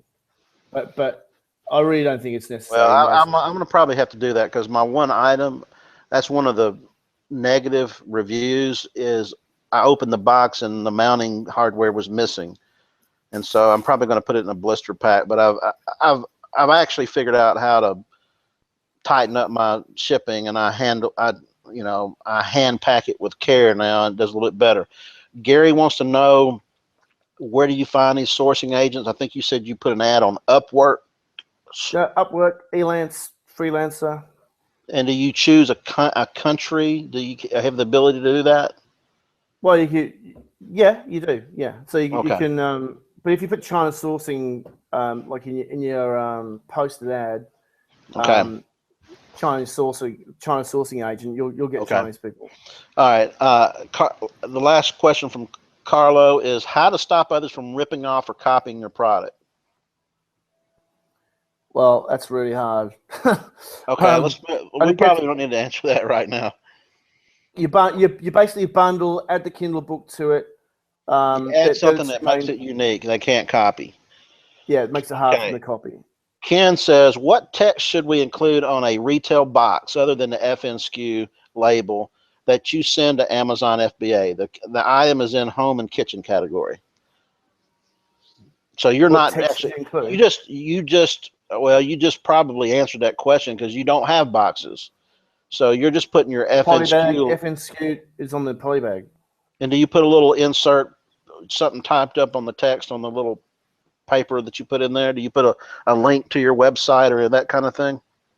Yeah, besides the message about it'll either be an instruction leaflet, a postcard with it'll be a brightly colored postcard saying thank you for being a customer.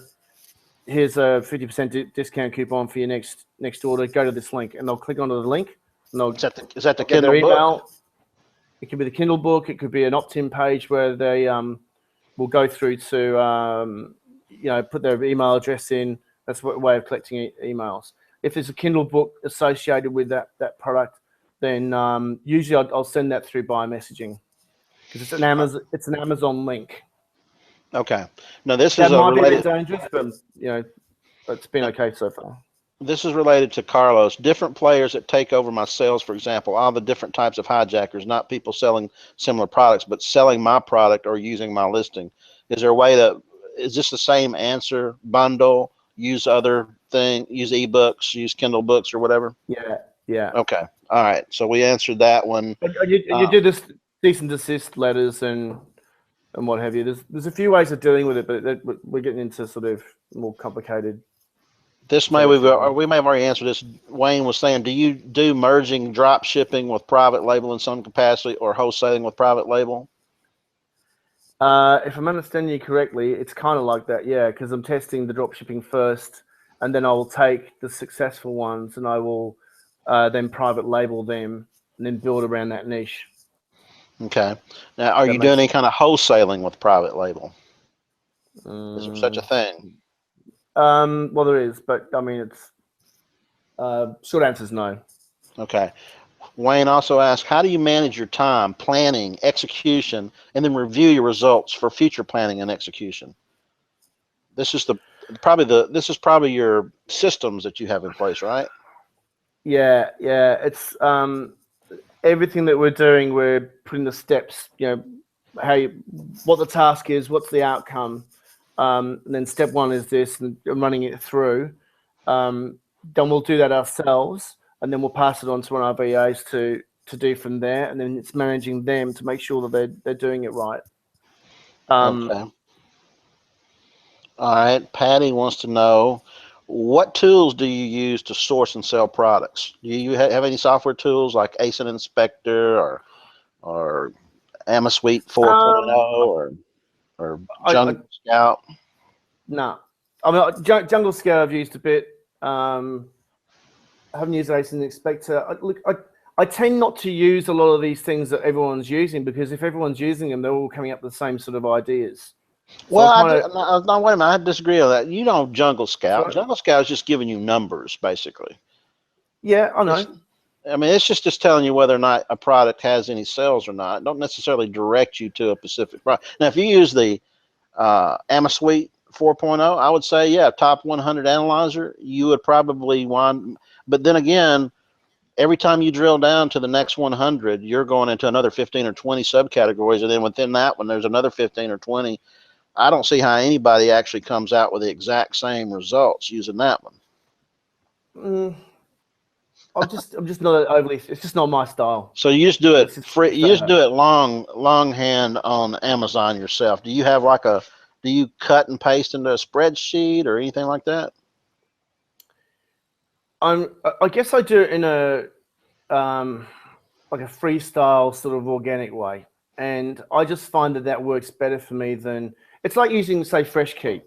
So when you look at keywords, you can use merchant words, Fresh Key, Amazon related search, right? And I think this is probably where I start, and that's where it all flows from here.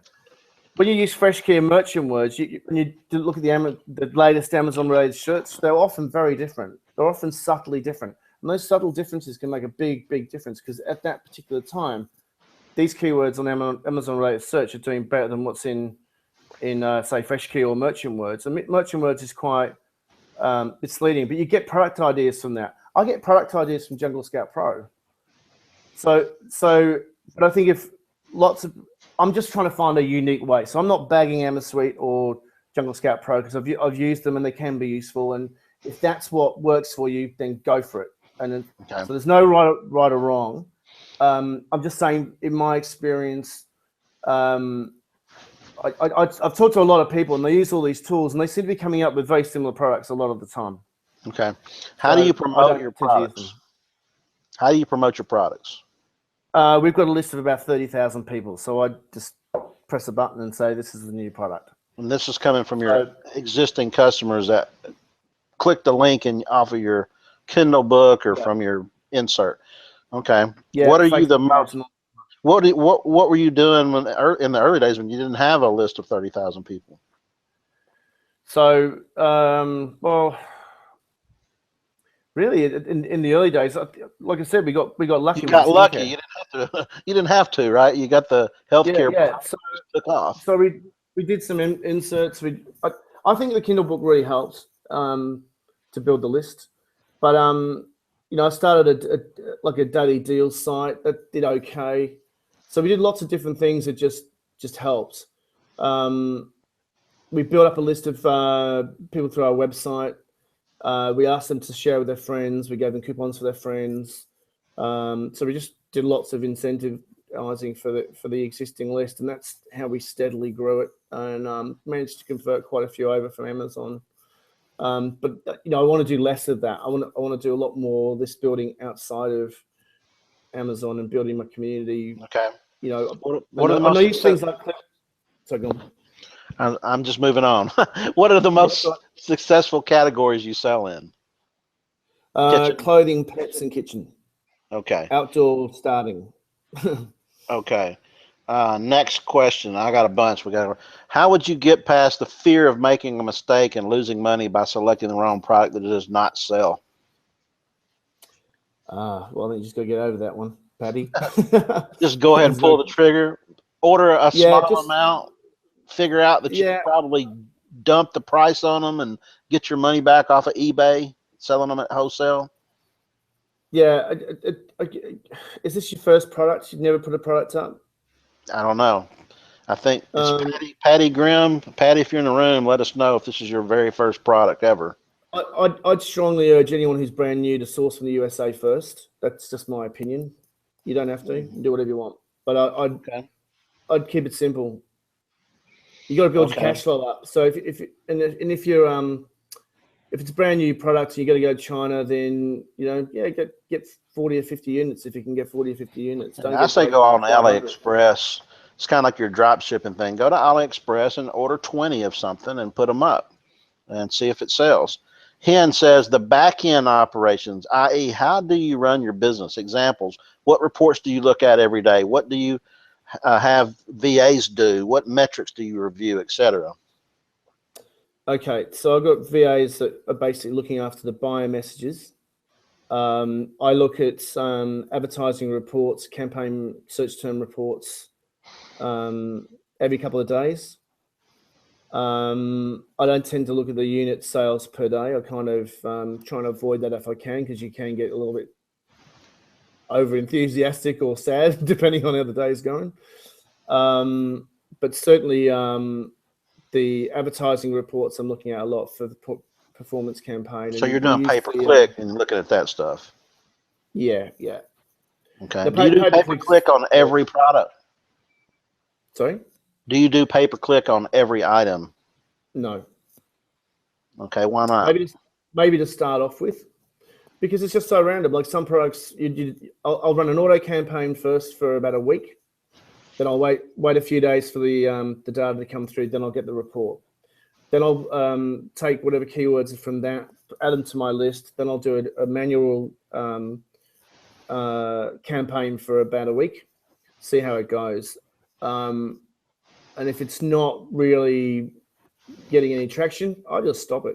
I don't worry about it. How much money do you normally budget daily, and how much do you bid?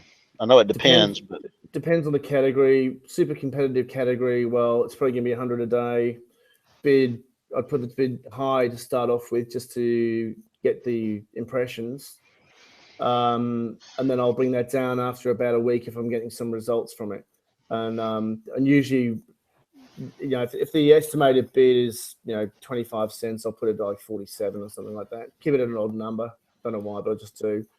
But Amazon ads, no, I don't know. Sometimes they're great. Sometimes they're just absolutely hopeless. Okay.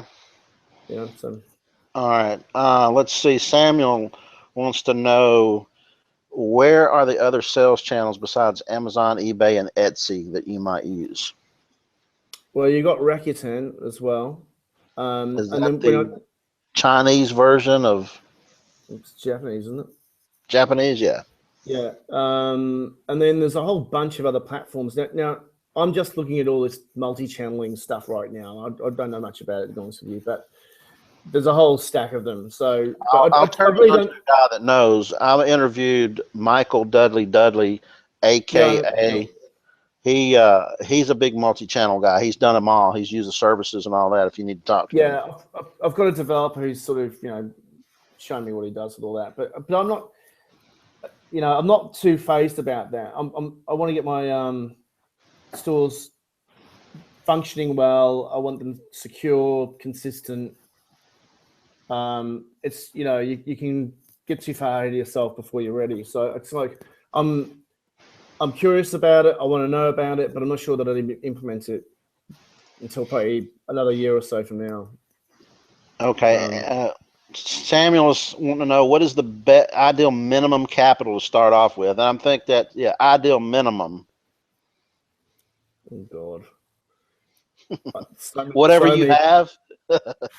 So many people are going to disagree with me on this one because I think private label starting off is like pretty risky, and Would you say go RA then until you bank some money? Well, that's kind of the point I was trying to get at before, is that you do the drop shipping and retail arbitrage or whatever you can to build your cash up.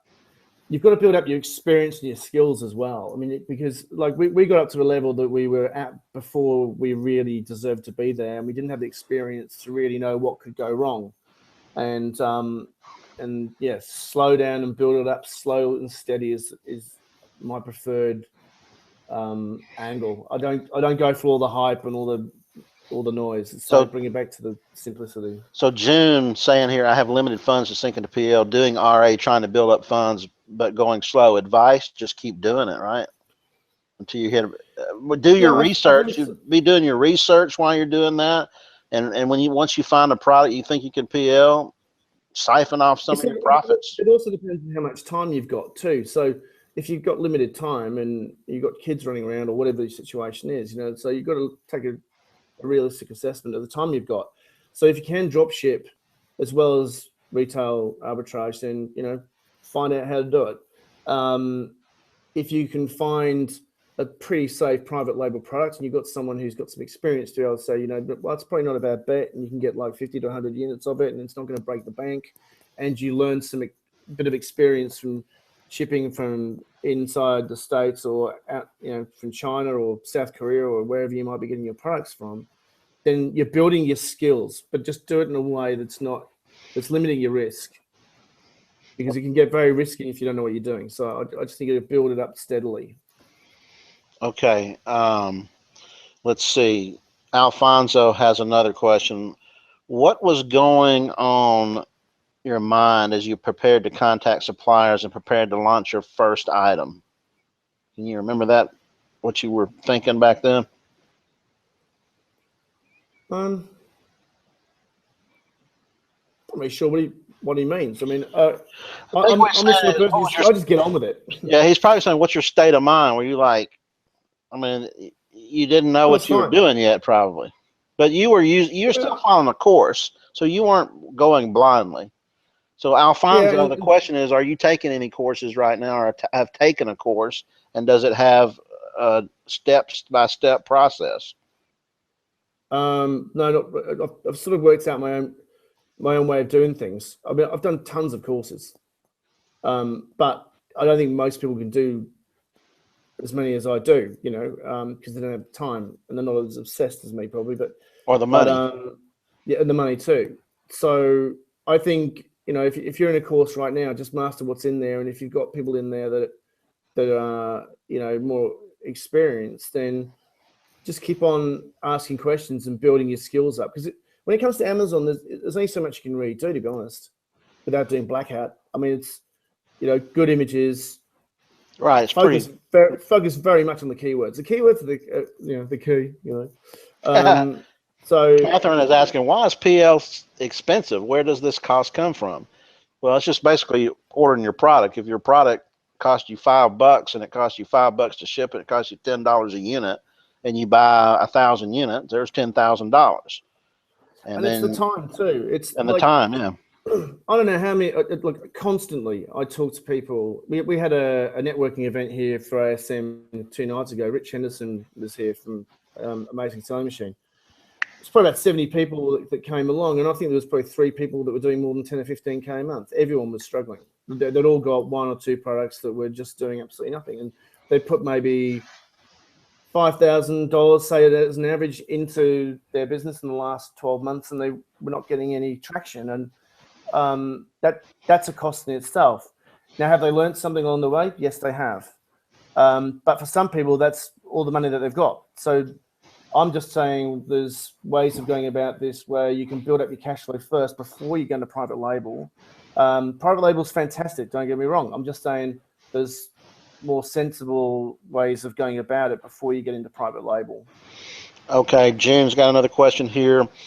I want a PL in the U.S., but not sure where to begin. There's Alibaba for China, but I do not want to deal with China. I want to make it in the U.S. as a USA person. Is that impossible? No, I think it's totally possible. There's tons and tons of distributors. So if you Google USA drop shipping or wholesaling or private labeling, whatever, just go hunting is what I'm saying. Or go to some trade shows, maybe. So, yeah, totally, trade shows. If you're in the fishing, if you were trying to get in the fishing niche, you might go to the annual trade show for fishing suppliers and vendors and whatnot. Yeah. Contact people that are, in your niche. Facebook fan pages, magazines. Get out there and talk to people. I'll give you a really good example with one guy I know. USA suppliers suck. Yeah, tell us why, David. Why? A lot of Chinese ones do too. Trust me, big time. I think what happens though is you find that even USA companies are just they're kind of lazy sometimes. I tried to source a product. The guy was going to send me some samples. He never sent them to me. I couldn't get up. I was like, okay, really? Yeah, you get the same thing in China though, and you get them sending you the wrong product, and there's all kinds of things that go on. So the reason I use my guys in China is I get them to deal in Mandarin with the suppliers and the manufacturers. They get the sample products, they deal with all the headaches, and they make sure that they're responsible for making sure I don't get screwed. So, if something goes wrong, it's on their head, and they know it. With the US suppliers, you just got to go hunting for the good ones. There's plenty of good ones. Just do your homework. Lots of distributors. Yoon wants to know, do you have a product page WordPress template to help promote one's Amazon listing? To direct link to Amazon or to build your brand outside of Amazon and develop your own e-commerce empire? Where to have boxes and packaging printed, created? Okay, we've already answered that question. But the first question: do you have a product page WordPress template? I don't know what that means. Well, you've got themes for WordPress and Shopify. You've got different apps and plugins for. So you're talking about a landing page then? I'm not 100% sure, but WordPress templates are everywhere. Yeah. For your product pages, Yoon, you can just do a search for them. You'll find them. Well, he's got in parentheses to direct link to Amazon and to build your brand outside him. Yeah, I don't know that if you'd ever want to do a direct link, would you? Well, I think what he's saying is you've got a product page on WordPress. When they press the buy button, it goes straight to the Amazon listing and they buy through Amazon, and that's fine to start off with. Right. Okay. Gotcha. Boxes and packaging, don't get caught up in all that stuff. We already talked about that. Horatio, the wrong one. Hold on. Horatio says, how much money did you invest in Amazon to have made over 1.3 million? And how did you start out with what? We know what you started with. We already talked about the products. How much do you invest in you started off with the one product, the clothing product, but you said you had trouble getting ungated. Did you still pursue that when your partner decided to drop 12 grand? Yeah, after that we got the it's the thing that really saved us when things turned bad, because if we hadn't got that ungated, put the products in there, it would not have it would have been really serious for us. I think a few months after, things really turned on us in the beauty category. So and then we've sort of built that up But you said you invested 12. She dropped 12 grand on the opening order for Yeah, your. So that's yeah. where that's how much she put No, into it. yeah, 12 grand the first one. Yeah. Yeah, David's saying, hell yeah, I use WooCommerce and WordPress. Yeah, So, it's good. all right, Horatio's asking, how much money did you? Oh, we already answered that question. Hold on, get rid of that. Okay, another question from Horatio. Sometimes it feels like as though a UK seller, you're some kind of alien, and the only site that exists is USA. In courses and information on the web, where are the UK sellers that have made their millions, and why haven't any of them set up courses from the UK, Europe? As a matter of fact, one of the guys I interviewed, Saj Jalani, has a podcast called Anybody Can Do It. And guess what? He's got a course. He lives in London, and most of his people who take his course are in the UK. So if you want to find out more about that, I can give you more information. And Julian, you're starting some kind of course, aren't you? Yeah, it's not going to be well. I've got links to the Market Superheroes guys. Robert and Stephen. They've got a pretty good.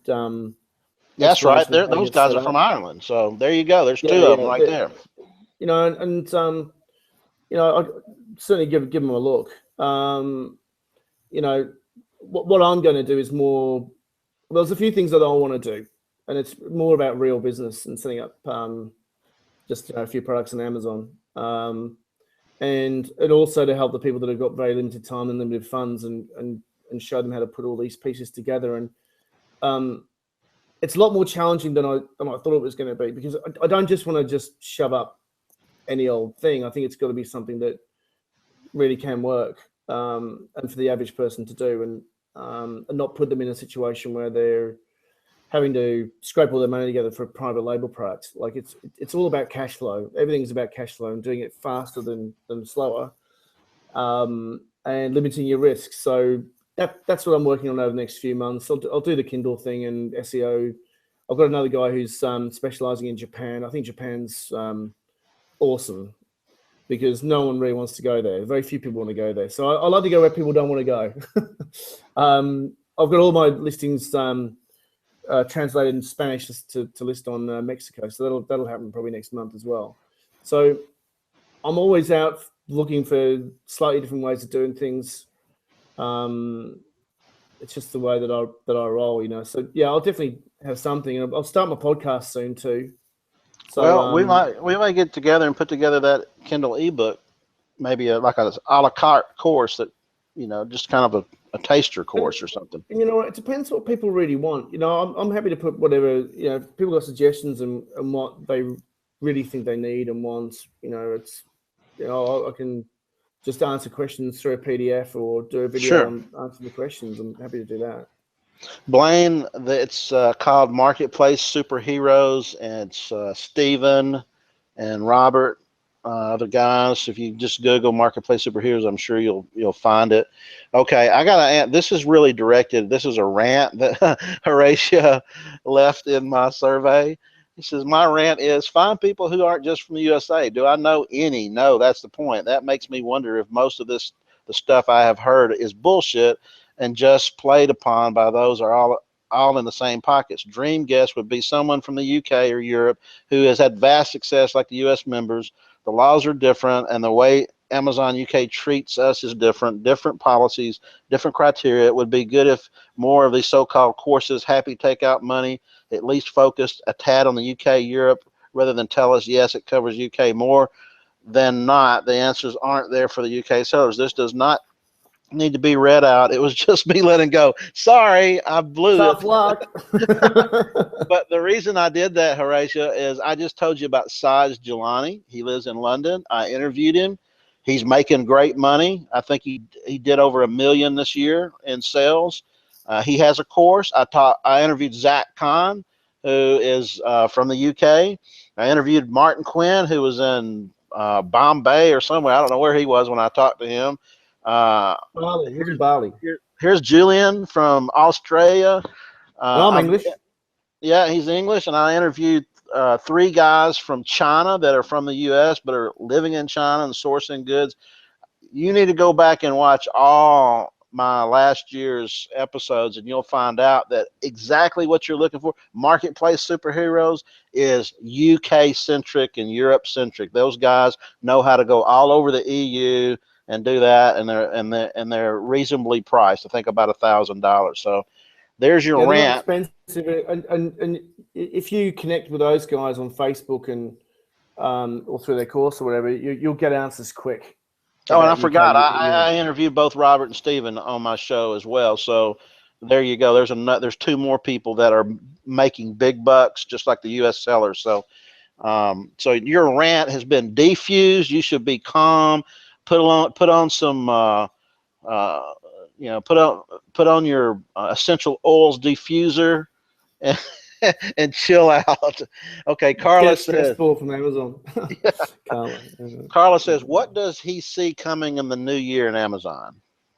Do you see anything? Do you have any expectations about things that might change? I don't know. I don't think I'm in a position to sort of know that kind of thing. It's like all I know is that there's a lot more bigger players coming in. A lot more Chinese manufacturers are selling direct on Amazon. So how does that impact us? I mean, isn't there kind of a taboo thing for the U.S. customers to say, I don't know this is shipping from China. I don't know about that. That's scammy sounding.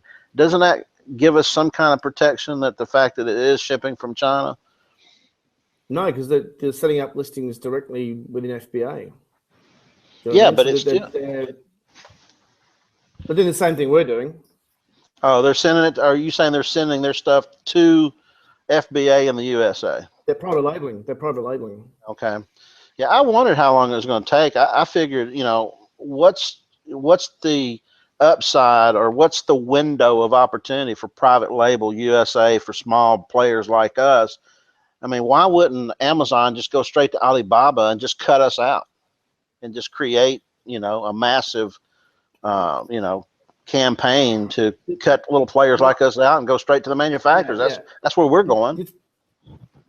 My concern is not having control over my business, and if everything was on Amazon, which most of it is at the moment, but I'm working on that, then you don't have a real business. So without systems and procedures and your own database and your own community of people and all that stuff, you don't really have anything of real value. And Amazon can pull the plug on you anytime they like, and they might change the rules this year, next year, whatever, and say, if you're not selling more than 100,000 a month for the last 6 months, you can get lost. I mean, who knows what they're going to do? Right. So I don't like that feeling. I lose sleep over that. So that's why I'm hell bent on producing my own systems, my own way of doing things, so that kind of insulates me from the big players, because the big players are just going to go for the tight margin, mass volume, all that kind of thing. If I've got a community of people that know, like, and trust me, and I can provide them with quality and customer service and all that kind of thing, then I've got much better protection, I think, from that. All right. Her third question is, when does he decide to not continue a product, and what's his strategy for dumping them? Good question. Yeah, it's a great question. I think if a product's profitable and it's turning over within the sort of 3 to 6 month time, I'm quite okay with it. But it depends on the margins. Does it matter? Yeah, so I say, does there a minimum margin where you say, if I had that money going into this product, instead of making 10%, I make 30%? And it also depends on if there's tons of competitors coming in there as well. Like we sell a phytoceramide. It sells about a what? Phytoceramide. It's like a skin supplement. It's a little capsule for wrinkles. Okay. I hate all these products, so that's why I've got no problem saying what it is. And we probably make about $10 to $15 every time we sell one, and I reckon we sell about 3 or 4 a week. But we keep it on, and we only order 50 or 75 at a time when we need it. But it ticks over, it's making money. So I'm okay with that. But there might be another product that's just like got tons of competitors around it, and I don't want to be with it. Now, all right, let me ask you this then, as a thought experiment: if you have another potion lotion type product that actually gets a better turnover and a higher margin, why wouldn't you just stop the one that's doing $15 a pop and go to the one that's giving you 20 or 25 that's actually selling more than a handful a week? Yeah, you could do that. You could bundle them. You could do all kinds of things. But I think if it's making money, it's making money. I was just going to say, though, that if, let's say, the trend was over, which with phytoceramides, it looks like it's getting close. Probably is already over. Haven't looked at it for a while. But let's say that it decreased below that. I think you just make a judgment call. If it's too much of a pain in the ass to put it up, then stop it. But it's making money. Hey, guys, I want to ask you a question. All the people in the chat room, when I could take this video and edit it and like take out the first 30 minutes where Julian wasn't with us and put that on the replay link. Would you guys think that'd be the best thing to do, or leave all that stuff in there? Because this is going long. We're now at 2.5 hours, but we're really at 2 hours because we had a half hour of trying to fix things. Okay. I'm just warming up. Yeah, okay. Joyce wants to know, what should I focus on when I'm trying to scale up on a small budget? What should she focus on? Okay, Courtney says delete. Gene Paul says put it up. So put up the whole thing.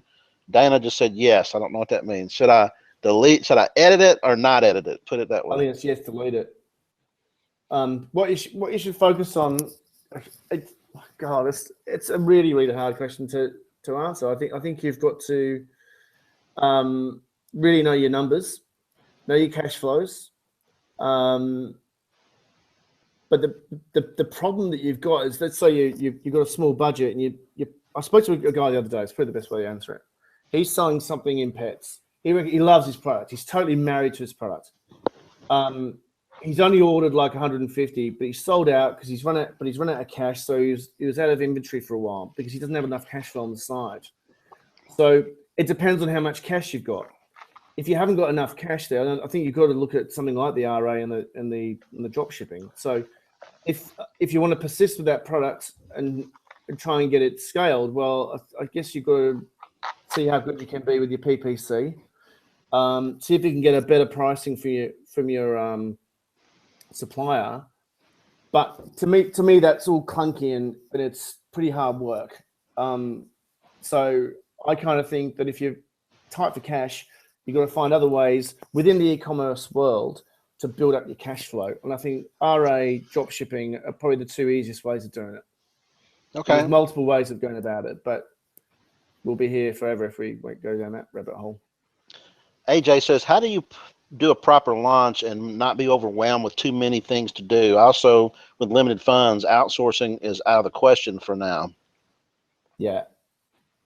Again, probably the wrong business model for you, but at the end of the day, it's all about systemizing what you're doing. So you get those first 10 or 15 reviews. I wouldn't worry about getting any more than 10 or 15 reviews to start off with. Now, you can do that family, friends, and whatever way you can to get that first 10 or 15 without going out to these review sites. Mm-hmm. I'm not a big fan of the review sites because it exposes you, number one, and number two, a lot of them get deleted anyway.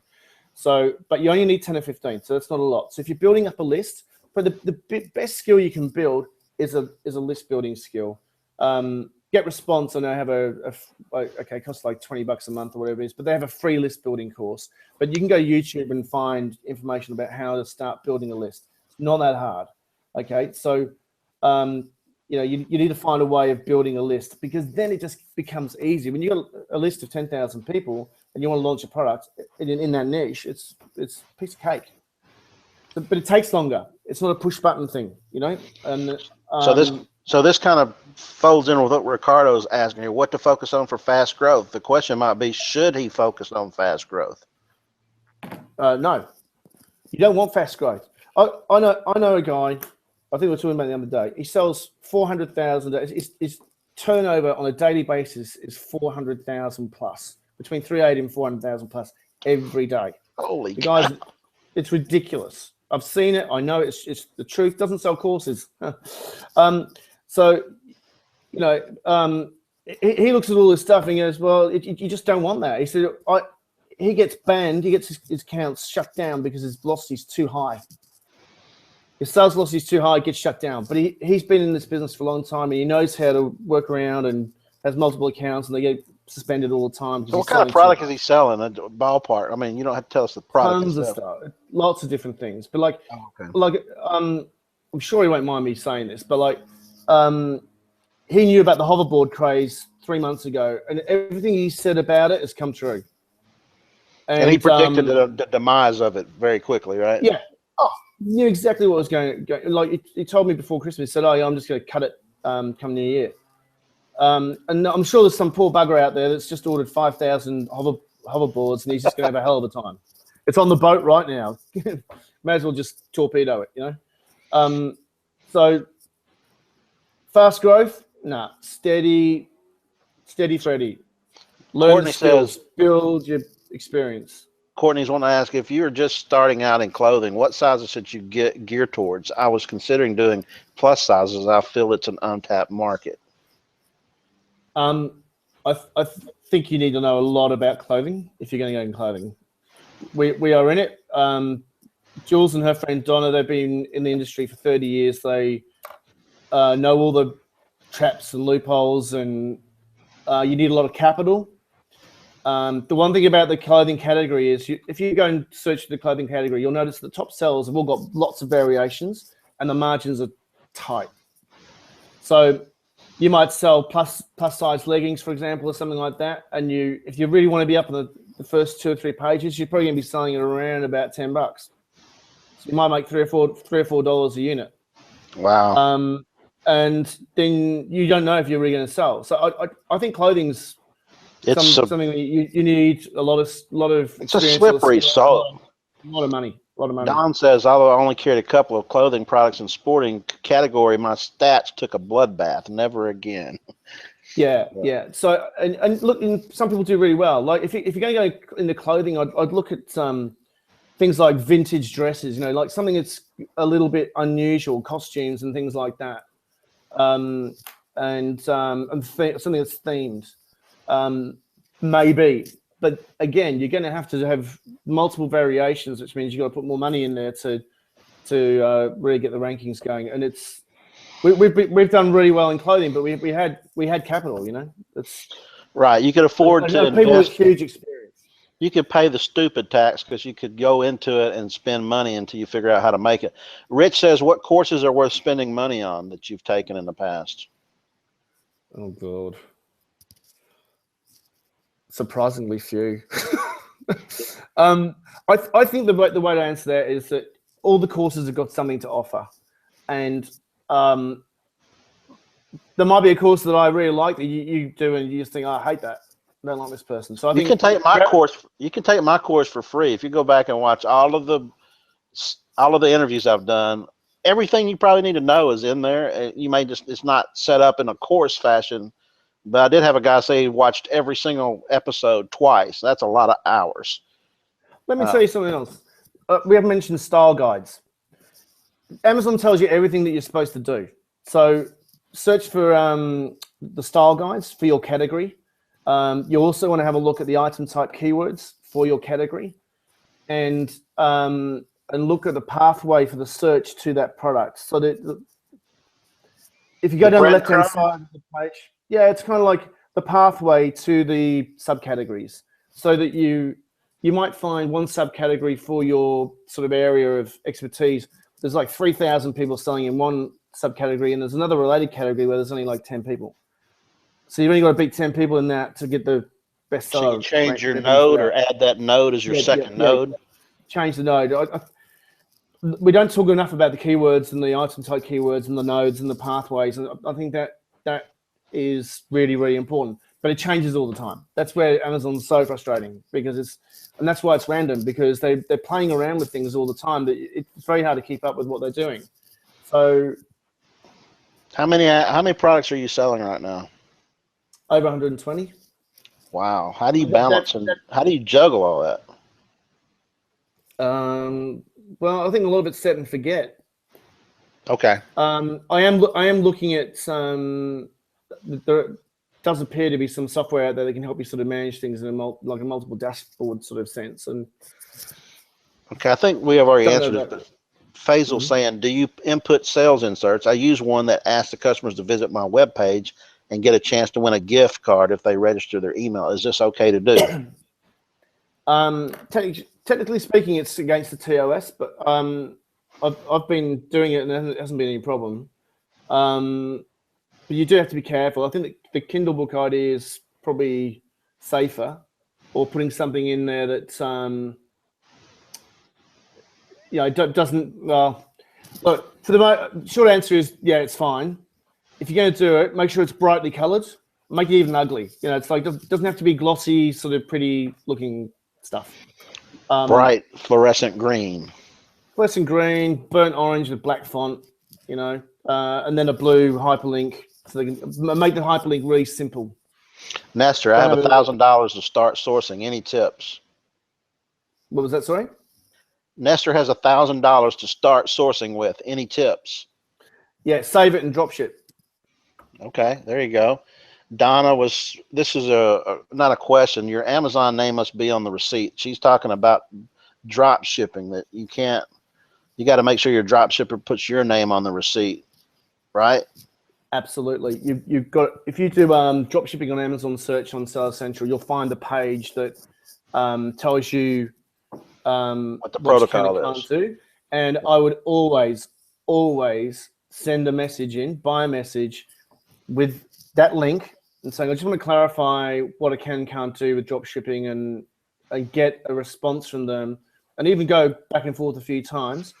Save the case ID number somewhere just in case you run into trouble, because then you can go back and say, hang on, you told me you could do this and I've done it this way. And, Ken's saying, what if you, so Ken's saying if you're drop shipping, what if the vendor doesn't have the product in stock and didn't tell you? Does that ever happen? Well, it can happen for sure. But if you deal with the companies that automate the process for you and they have live feeds for the inventory, then you don't run into that problem. Because as soon as it runs out of inventory, it suppresses the listing. Okay. Nancy's saying, what other drop shipping test sites do you recommend? I don't think you have like test sites, do you? No. It's what you're doing is you may have test accounts, another account you've opened that you use drop shipping inside that to test, right? Yeah. So we've got an account that's just purely drop shipping products. They're not, I don't know what's in there now. It's over 20,000 UPCs. Rashid is asking, how do you diversify on an account? How you diversify an account? Okay, well let's say you are in like an extreme sport sort of area. You're selling kite surfs and windsurfing, maybe water sports sort of thing. So you're selling all these sort of water sport, extreme sport things, but you've got overlap into different categories. People that do extreme sports have to keep fit. So they're interested in nutrition, they're interested in supplements, they're interested in safety, so first aid kits, all that kind of stuff. So you're kind of in different areas. They're also apparel, so sports apparel, sunglasses, that kind of thing. So you're diversifying across different categories within the one account, if that makes sense. But that's why I always focus on one sort of niche and try and spread it out. Here's a compliment. Martin says, your patience and energy is incredible. All right. Ted says, Ted says, I know Julian has a partner. What's his view on getting a partner to grow and scale your business versus going in alone? Does he have any advice on pros and cons of either way? Well, I'm not a relationship counselor, but my partner's my girlfriend, so let's just leave it at that. In terms of, I'm going to spend $12,000 on some lotions and potions. You just suck it up and say, "Okay, baby." You keep her happy, right? We've had situations where, can I tell one quick story? Sure. Where in the early days, we didn't know how to do coupon codes properly, and we didn't know what could go wrong with them, and we didn't protect our stock back then, or they had a free coupon code.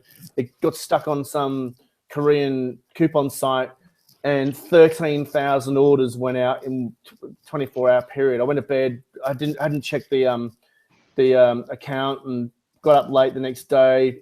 Looked at the account. That was equated to about $535,000 worth of turnover. What? Were you able to get? Did you get any of that stock? Yeah. I rang Central. I mean, I felt sick.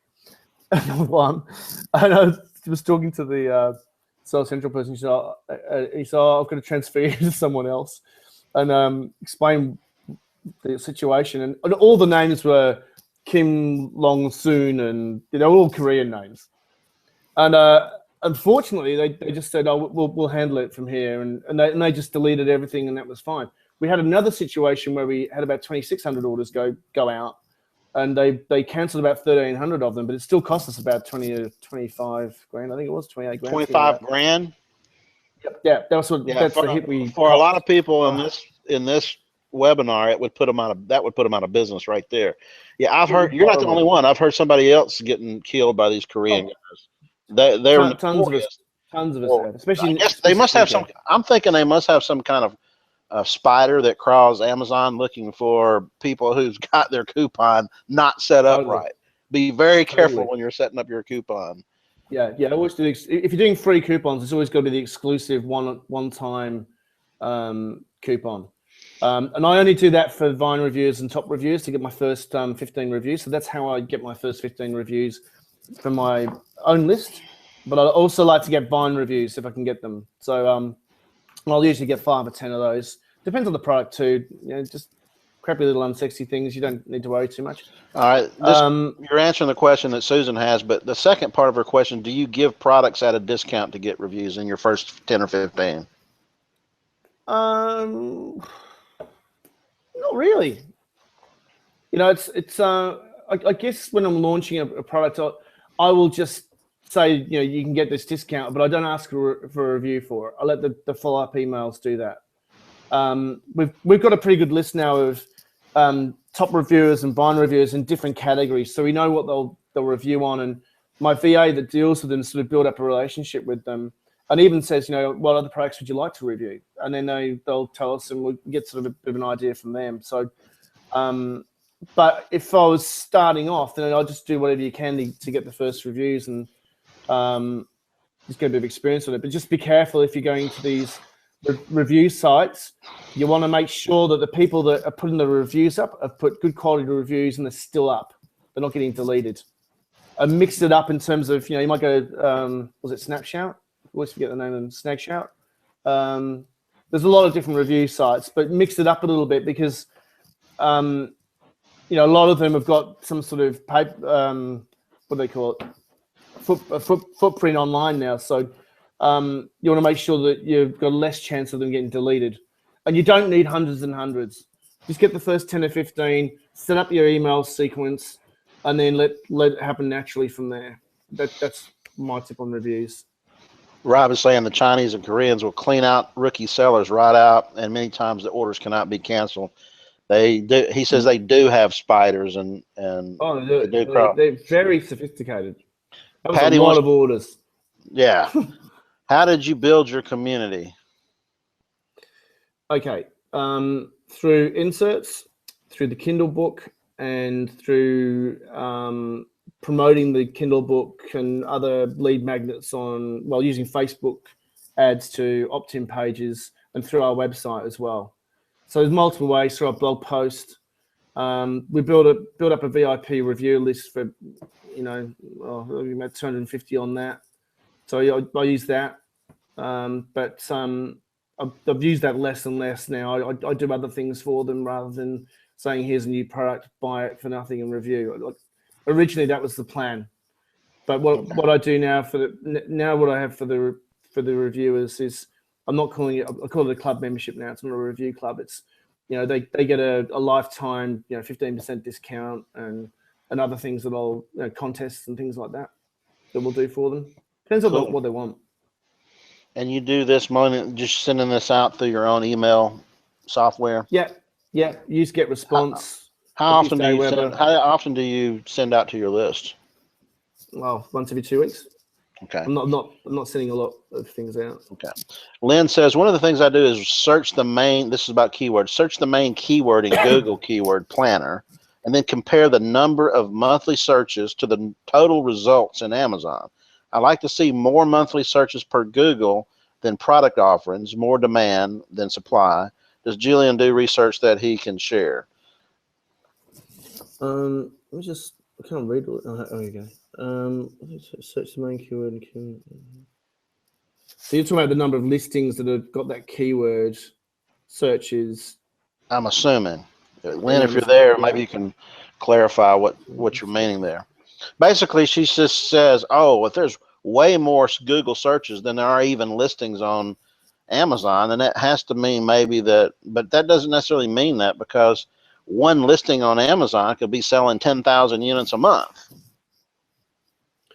Yeah, it'd be interesting to see, you know, some of the top sellers, and well, just doing some work on that.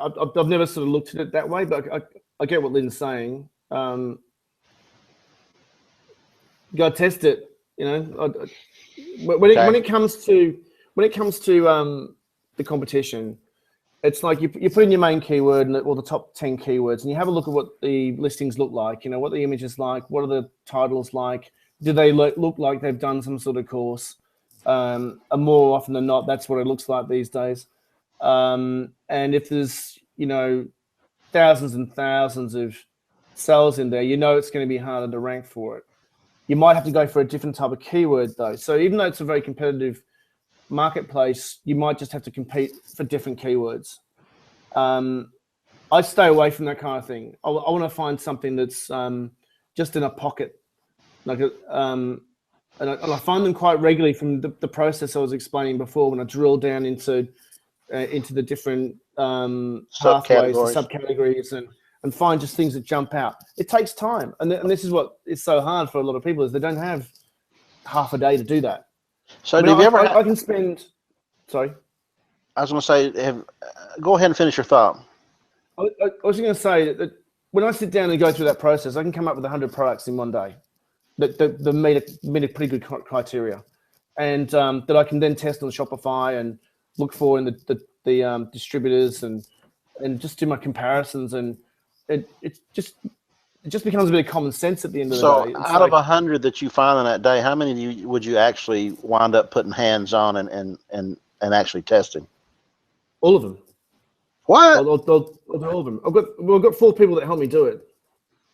Holy cow. So there's me, there's Jules, there's Donna, and we've got a V8. So between the 4 of us, we can do 20 pretty quick. So you all you're doing really is you're taking you use something like Snagit or whatever you use to get the image, right? So you might be some of these products might be on eBay, they might be on Amazon or whatever, but you find where you're getting the product from.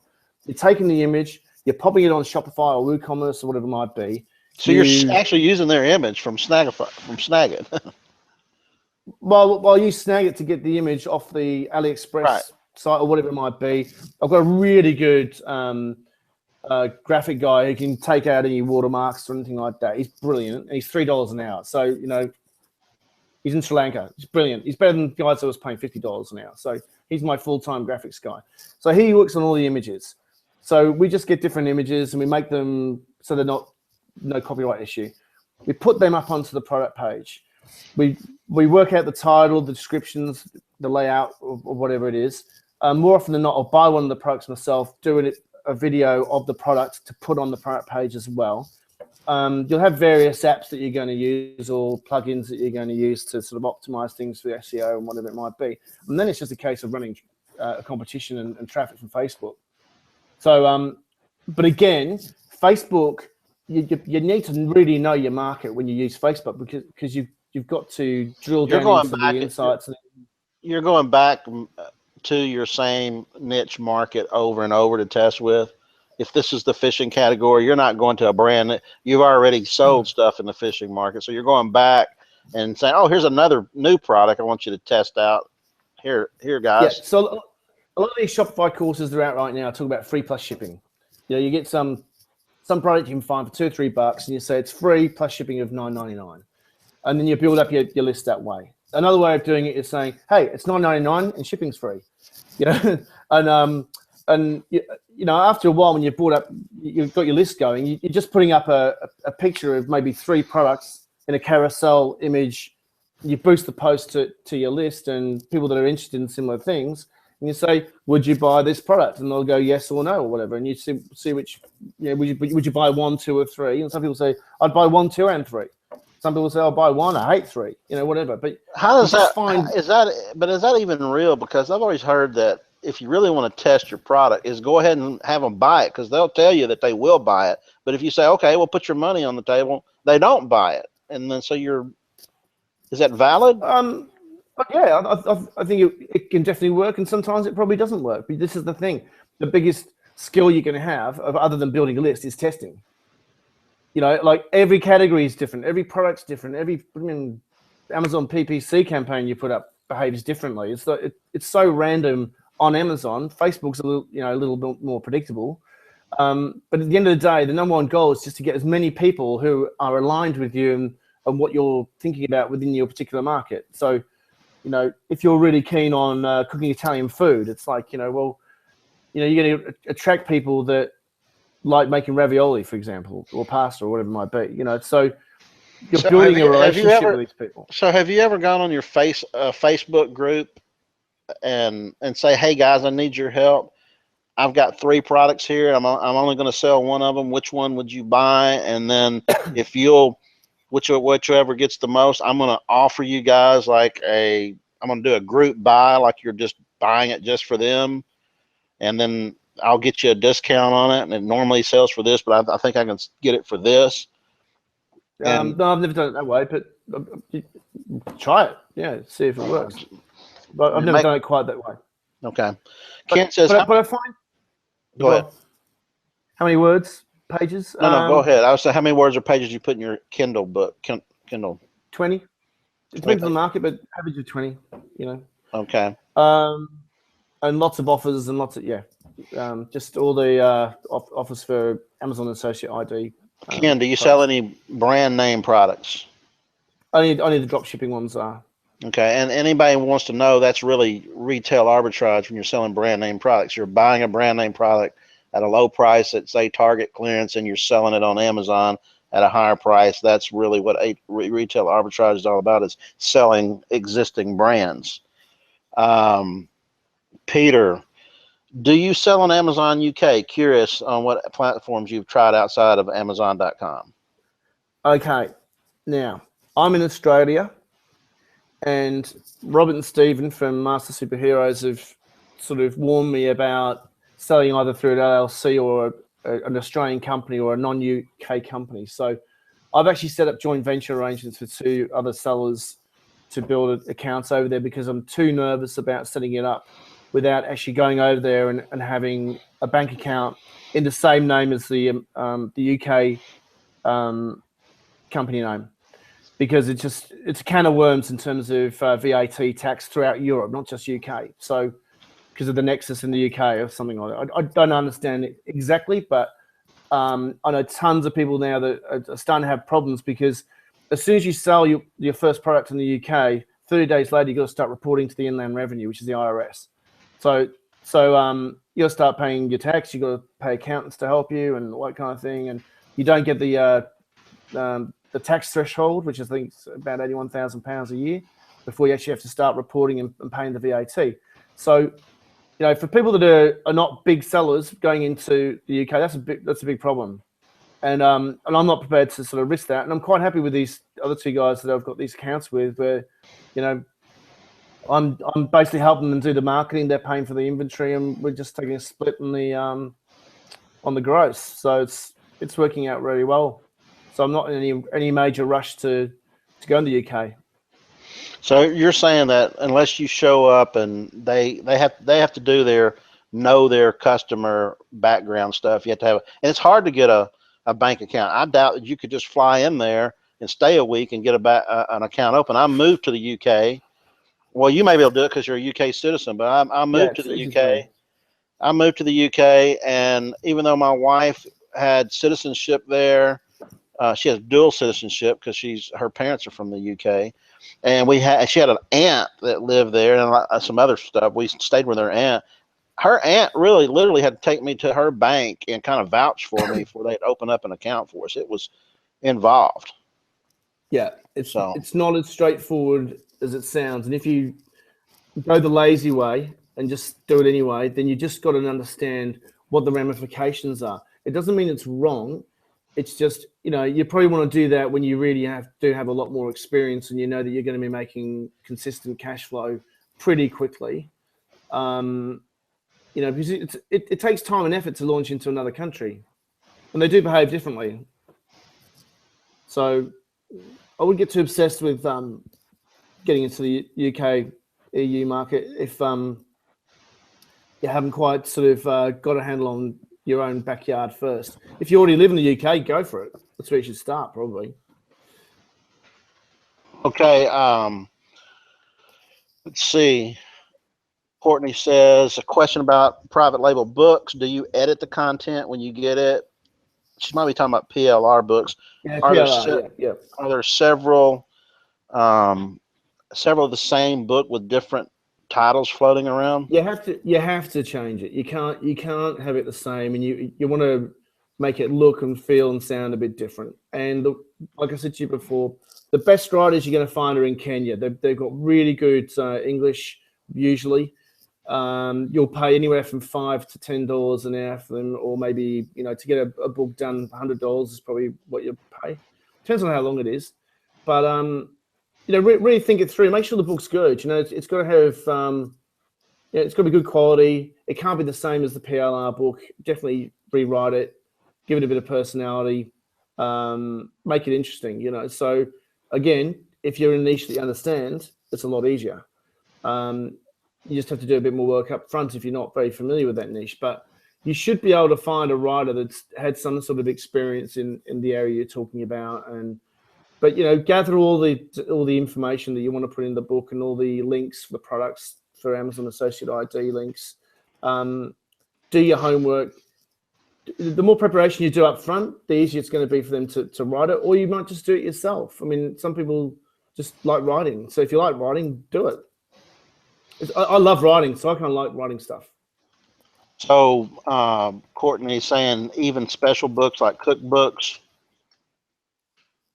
Oh, you can do cookbooks, yeah, for sure. Okay.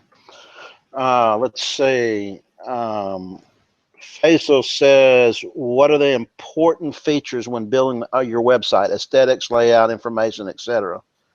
I guess you need the SEO too. Yeah, SEO for long term. You know what? You can keep it really simple. Like Shopify and WooCommerce, they have very simple themes that are for free. Just use the free ones. You can get apps that you got to test stuff. There's no easy way through this. But what you must have is your privacy policy, your return refund policy, disclaimers. You go to WP legal pages, I think it's called. But just do a search for legal pages in Google and what you have to include for like Google and Facebook. And they always want to see the privacy policy disclaimers and your terms of service, that kind of thing. So really important that you have that.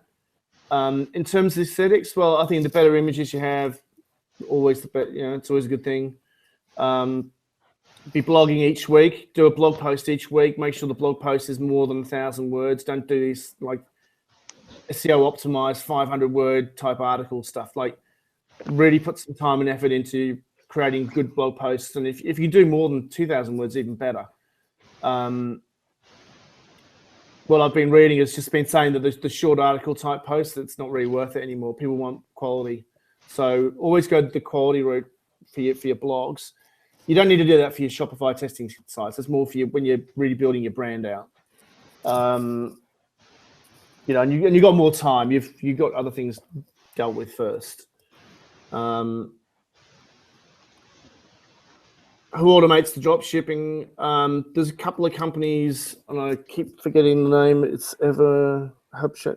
I can put that in a PDF. Okay. I'll get you the details. There's a couple of them out there.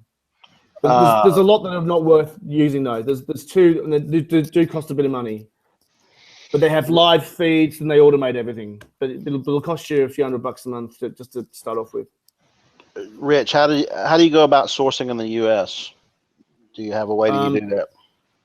Well, it's just the same way. Look, I'll put in a search for US distributors. Just in Google, or do you go to something like drop Thomas? shippers? No, You go like Thomas.net. Thomas.net's good, yeah.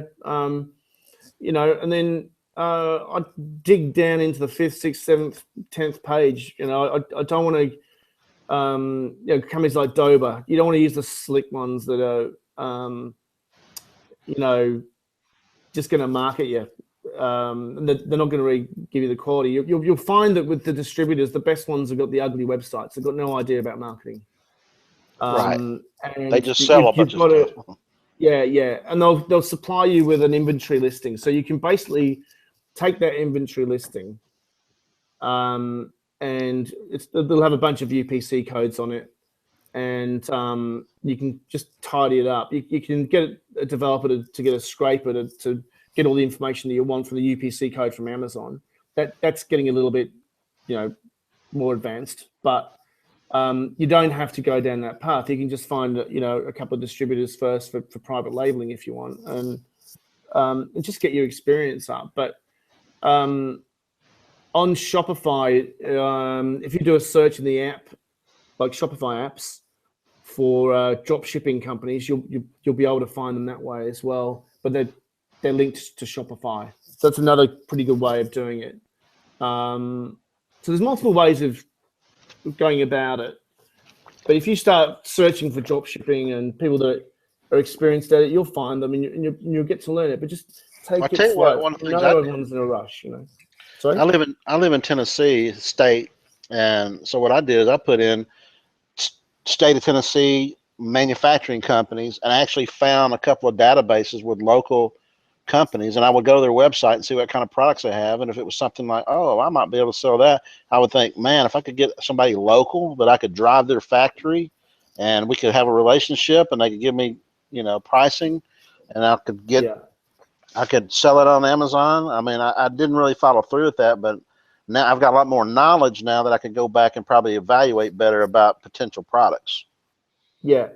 And then as you're doing this, my recommendation is that you start to either record or you write down your process, and then when you've got it down pat, record what you do when you're calling a distributor and how the process that you go, so you can give that to a VA. So do a Snagit video and do a screenshot of what's going on, and you do a voiceover and say, this is where to go, and automate it. Yeah. Nice. And then you can even like get on Skype and have them. So what I do is I get on Skype with my VA. They call from a different computer or phone or whatever, and I listen to them during the call. And then when they finish the call, I'll say, okay, well, don't do this next time, or you did that really well, or whatever. Yeah, you're coaching them through the process. And once they've done it a few times, they're good to go, and they just do it. So when I started going down this drop shipping path, and started to realize just how many of these distributors are out there with these inventory files, you know, I couldn't believe it. It changed everything, because I knew I wanted to test the way I was testing on Shopify, but this just sort of scaled it massively. Because instead of, you know, doing 100 products a month, you're doing like 20,000. So it's like you can see very quickly which ones are getting the impressions, the traction, and the sales, and then you can go to your private label side of things and you know, start selling it on Shopify first, see if you get some traction out of it, Amazon, and then private label something on Amazon with a different brand. So there's a few things going on there, but you know, you're able to scale a hell of a lot faster, and you're not spending a lot of money when it comes to the drop shipping side. You know, and in the beginning though, I think you should just do it the simple way, where you're finding products on eBay, Amazon that are going cheap, and you know you can sell them for maybe $5 or $10 more on a Shopify site, or at least have a try. So you're basically doing online arbitrage when you do that. You're buying online and selling online. Gene Paul says, what's a VA, a virtual assistant? Where do you get your virtual assistants generally? Upwork.com, onlinejobs.ph. Do you find that you have certain countries that you get better results from different folks, you know, like the Philippines versus somewhere else? Now, don't hate me for this, but like Philippines is great, but just go with the girls. Don't employ blokes that are Filipino bloke. Man, I've had a nightmare every single time. Okay. The girls are completely different. So for beginners, I would go. Let's say you want someone to answer your buyer messages, and you want to do keyword research or whatever. I'd go to onlinejobs.ph and have a look around for people that can do whatever you're finding is repetitive, and you can record and get them to do it online, whatever there's online. So what did you call that? Something job dot you what? It's onlinejobs.ph for Philippines. Okay. Philippines. You can go to Elance, obviously. You can go to Freelancer. You can go to Upwork.com. I've had tons of outsourcers through Upwork, and with varying success, but more often than not, it's good.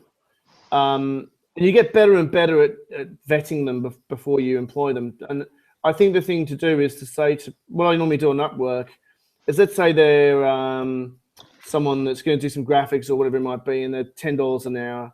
I'll say to them, okay, I'm willing to try it. Like I put in the post that you'll be on a trial at, probably 50% off your normal rate for the first week or for this particular task. Most will do it for free, but it depends on the post. If it's something really simple, they'll do it for free. And if it's just like a basic admin type outsourcer, what I'll generally do is get a Word document and say, all I want you to do is to convert this into a PDF. And out of 10, you'll probably find that 4 or 5 won't even bother. 2 or 3 will totally make a mess of it, and then the other 2 or 3 will do a fine job. You'll speak to them on Skype. Their English is good and whatever, and you build up a bit of relationship with them, and you get them to do simple things and just start to scale it out in terms of what their responsibilities are going to be and what they end up doing, so that you're building that relationship with them. And the Filipino women especially, they really want to make sure that you're happy and that they're doing a good job. The Filipino blokes don't care, and they sometimes just don't show up. That's why I'm saying don't go down that path. Well, you can if you want, but all right, moving on. Martin says, do you find that the majority of your shipping is via FBA, third party like Shipwire, or your own shipping?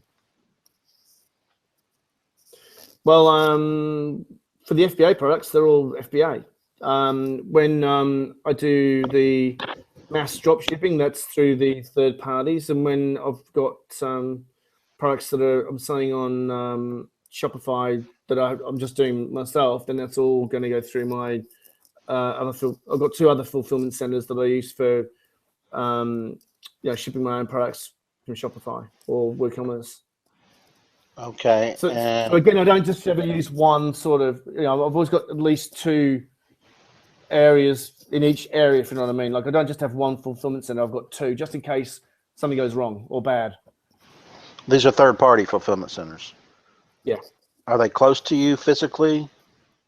Well, I'm in Australia. They're in Seattle and Denver, so no. Okay. Well, they're close to. Okay. Martin says, what do you find as a respectable refund ratio to the number of sales? Like 1 out of 20? Under the assumption that the product is solid, just customers being people. Yeah. Well, you need it to be as low as possible. So, what's acceptable? What's acceptable? Well, acceptable to me or acceptable to Amazon? No, to you. To me. To be honest with you, it's not something that I've focused on a hell of a lot because there's never been a massive problem.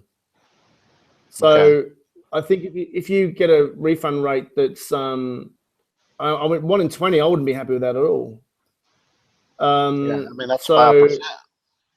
Yeah. Whereas in clothing, and this is the other problem with clothing, you can get a lot of returns. And slots. They don't make it doesn't look good.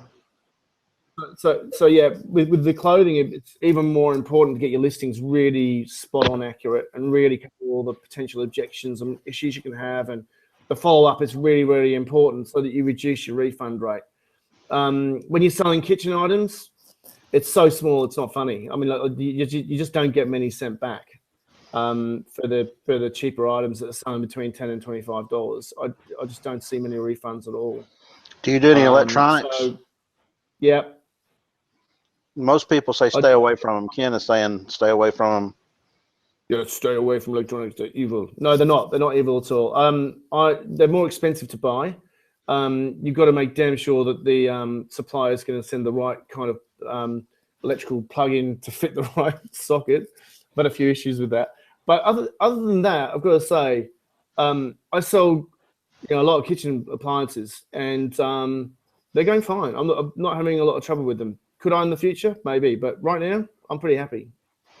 Okay, Julian wants to know. Dana wants to know: do you use a prep or ship company?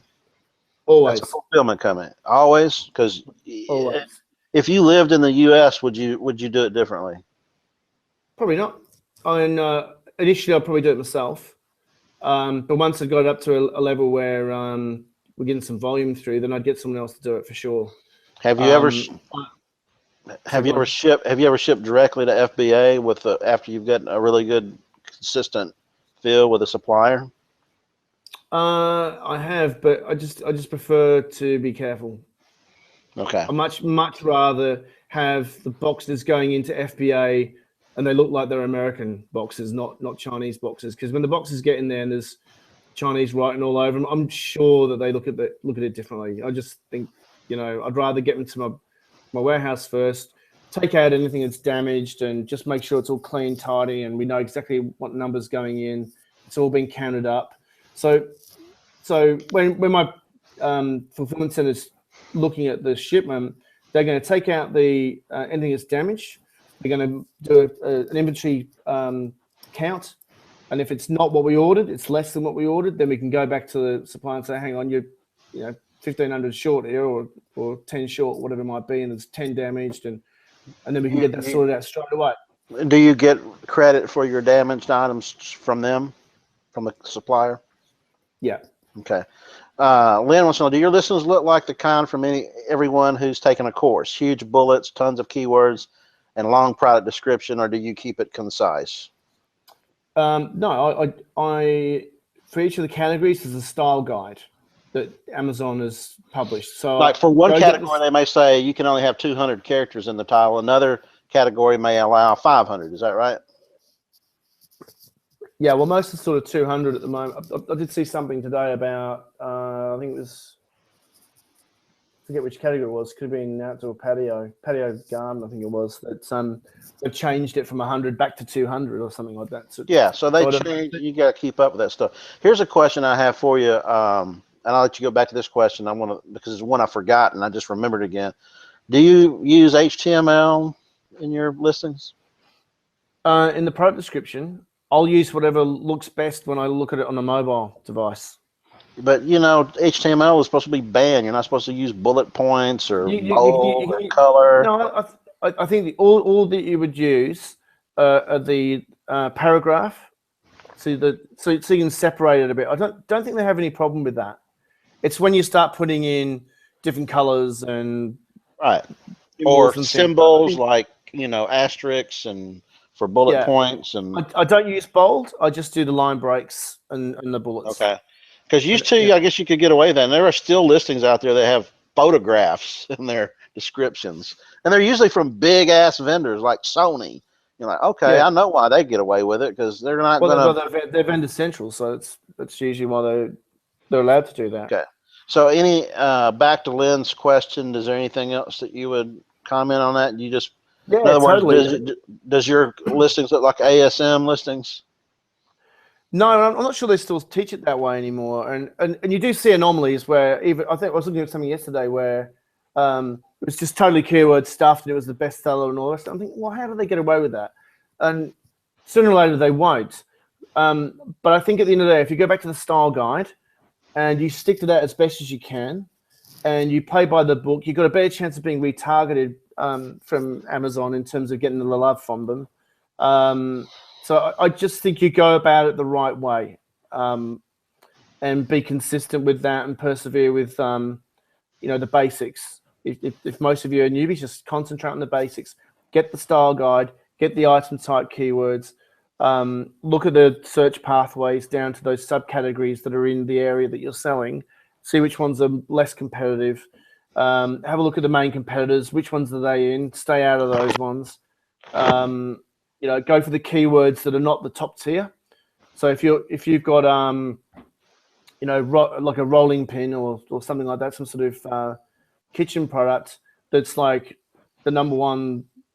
So it's getting 10,000 listings, and then you've got other keywords that you found in the listings or in merchant words or fresh key or whatever tool you're using that's is less competitive. Then use that in your title. Get ranking for that first, and then you can take that out and put another more competitive one in, maybe a month or two later, and just try different things. And then when you do that, make a note of when you're making the changes, leave it for a couple of weeks and go back and see how your sales have been in terms of conversion rate. So did your views go up? So say you did that on the 10th of the month and you look at the 10th of the next month, was your conversion rate and page views higher than the previous month? That's all you really care about is how many views you're getting and what the conversion rate is. If the conversion rate's going down, something's not right. Okay. So change it back. Alfonso wants to know, is there an Amazon dropshipping course you know of? Do a search for one. I mean, I'm kind of like, there's a guy called Todd Snively I've learned a lot about dropshipping from. They about 190, I think it's $200 a month to be in their group. But you've got to be really careful. Like I think you can get overwhelmed so easily. I'd recommend you do a bit of a search, have a look around for what you can find on YouTube and for free, and do it simple to start off with rather than trying to get too advanced before your time.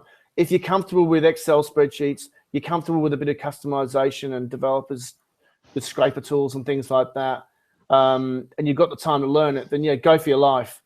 I mean, there's a few people out there that are teaching these sorts of things, but you can waste a lot of time. I mean, I spent a lot of time on these courses, and most of them, I don't know. I think you can get, like you said before, you can get most of this information for free on YouTube and actually in Sales Central Forum itself.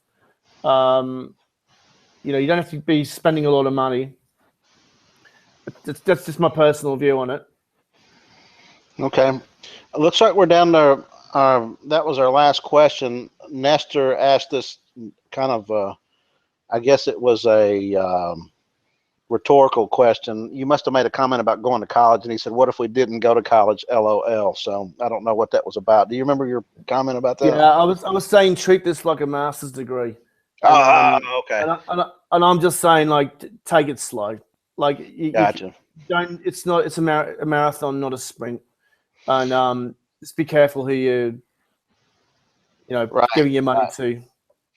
Guys, we're down. We have no more questions unless somebody asks another question. Which fulfillment company do you use? What is Catherine asking? Do you know anything? Okay.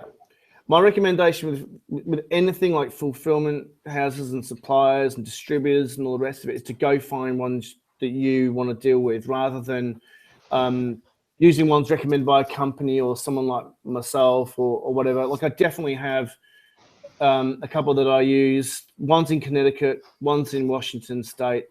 I found them myself after talking to various different ones, and I just went with the ones that I felt were going to be good for me.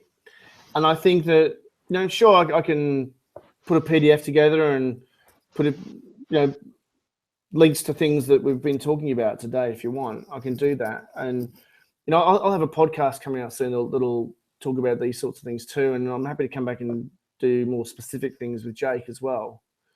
So there's various ways we can go about this, but my recommendation, or if it's one thing I leave you all with, it's like learn how to be unique and test and be street smart. It's very easy just to sort of follow these gurus and go down these rabbit holes and spend a lot of money and a lot of time and just spin your wheels and not get anywhere with it. And there's no easy answer to this. And the name of the podcast is Ecompreneur, and I'm calling the idiot audience the 15K Club, and basically it's just dedicated to getting people to 15K a month net profit as soon as possible, and then you can just rinse and repeat and build a real brand and a real business. And it's not a pitch podcast at all. I'm not going to be funnelizing you to death with lots of affiliate programs and stuff like that. It's got nothing to do with that. It's really, I find I learn a lot more when I do things like this with Jake and coach people and whatever it might be. It's giving back to people, and it's. I used to think that sounded really cheesy, but it's so true. If you get good at this and get better, and you start teaching people, the best way to learn is to teach someone. You realize what you're not doing and what you could be better at, and you just improve so much more from teaching people. You want to answer that question from Dick? Down the bottom. I get very lonely when you go muted. How you driving traffic to your Shopify site, and what kind of conversions do you get? Right. Well, Facebook and Pinterest mainly. We just started Pinterest. Conversions vary greatly depending on the niche and whatever it is. And when you say conversions, I presume you're talking about when someone gets to the product page and converts. Some can convert at like 1 to 5%. Some can convert at like 30%. I've got some conversion rates like on Amazon. It varies. It's unbelievable. We've got one of our clothing products converts at 47% session. It's like ridiculous. And then a very, very similar product, same size, is like 3%. It's like ridiculous. I mean, how do you work that one out? So, they do vary greatly. And maybe it's got to do with the traffic within Amazon for that. But, I find that the average for it's probably a list that's been evolved over time is probably about 30%. So 25, 30% is probably what I like to see. Do you want me to answer that? Do you have problems with competitors mass downvoting your 5-star reviews? Please do. Man, you have no idea the trouble that we had, and this is why I'm not keen on having a product that gets up in the top page, up in lights, where all the people watching different categories find your product and then go after it and copy you, and then do things like downvoting good reviews and putting bad reviews on your site. And one of our products got sent a lot of spam traffic, still does. I mean, we got hammered, and it's the biggest downfall, I think, or biggest downside of Amazon is that. How are you getting spam traffic? Are you saying they're driving traffic so you get poor conversions? Yeah, there's a tool called GSA, and anyone who's done any SEO will know what I'm talking about. And you can absolutely wreck a website or a money page with just sending. You're selling a wrinkle cream, and you send traffic that's looking for lawn feed. Blood and bone. So they're not going to be interested in it, or some sort of men's tool for his car, and some idiots out there think it's funny or think it's a good practice to go out and do that. Just no. So, we got absolutely hammered. Our conversion rates went from 24% down to less than 1% in like 2 weeks. And I was at Amazon for, when I say at them, I was calling them for months, and I gave up in the end. They just didn't help. And it was so obvious, So that's the other thing. Amazon can be such a pain in the neck to deal with, and you've got to be, expecting that if your product does really well. Sometimes I think it's probably not a good thing. Well, I'm really enjoying this Quiet Achiever account. If I do any specific course first, it's going to be this Quiet Achiever process, because you don't have the time and the money to do all these courses and try learning all these skills like Facebook, Pinterest and Instagram and Google ads and blah blah blah blah. I mean, your head just goes and caves in. And if you just have like a day by day thing that you can do for 90 days to build up your account to at least say 5K, you'll learn the skills, and you'll have 3 months experience under your belt of doing the basics well. And throwing a bit of drop shipping, throwing a bit of retail arbitrage, build up your cash flow, and then go to the next level. And that's why I said, it's like treat it like a degree. It's a 3 to 5 year process for most people. You don't want it to be a a fluke and a, just a hit and miss sort of thing. You want to have a real business that's solid, got all its systems and processes in place. You know what sort of products you're going to bring into the mix and how to test them before you get a private label, and just keep on increasing your profit. And that to me just makes perfect sense. You can go to ecompreneur.com to opt in. It'll be a few weeks, but I've got an opt-in page there. And I'll send out a couple of emails in the next couple of weeks because it's all been delayed. My father died about 6 weeks ago. So I'm actually in this house. So I had 3 weeks nursing him here with my mother, and then and just the fallout of dealing with grieving for your dad that's died. So everything's been delayed. But that's one of the positives about this business. I was able to make sure that Dad got out of hospital and died in peace at home around familiar surroundings. He wasn't stuck in the palliative care. So, it's one thing to be very grateful for. Well, I guess having a business where you can take the time off instead of having to leave a job gives you the opportunity to serve your family.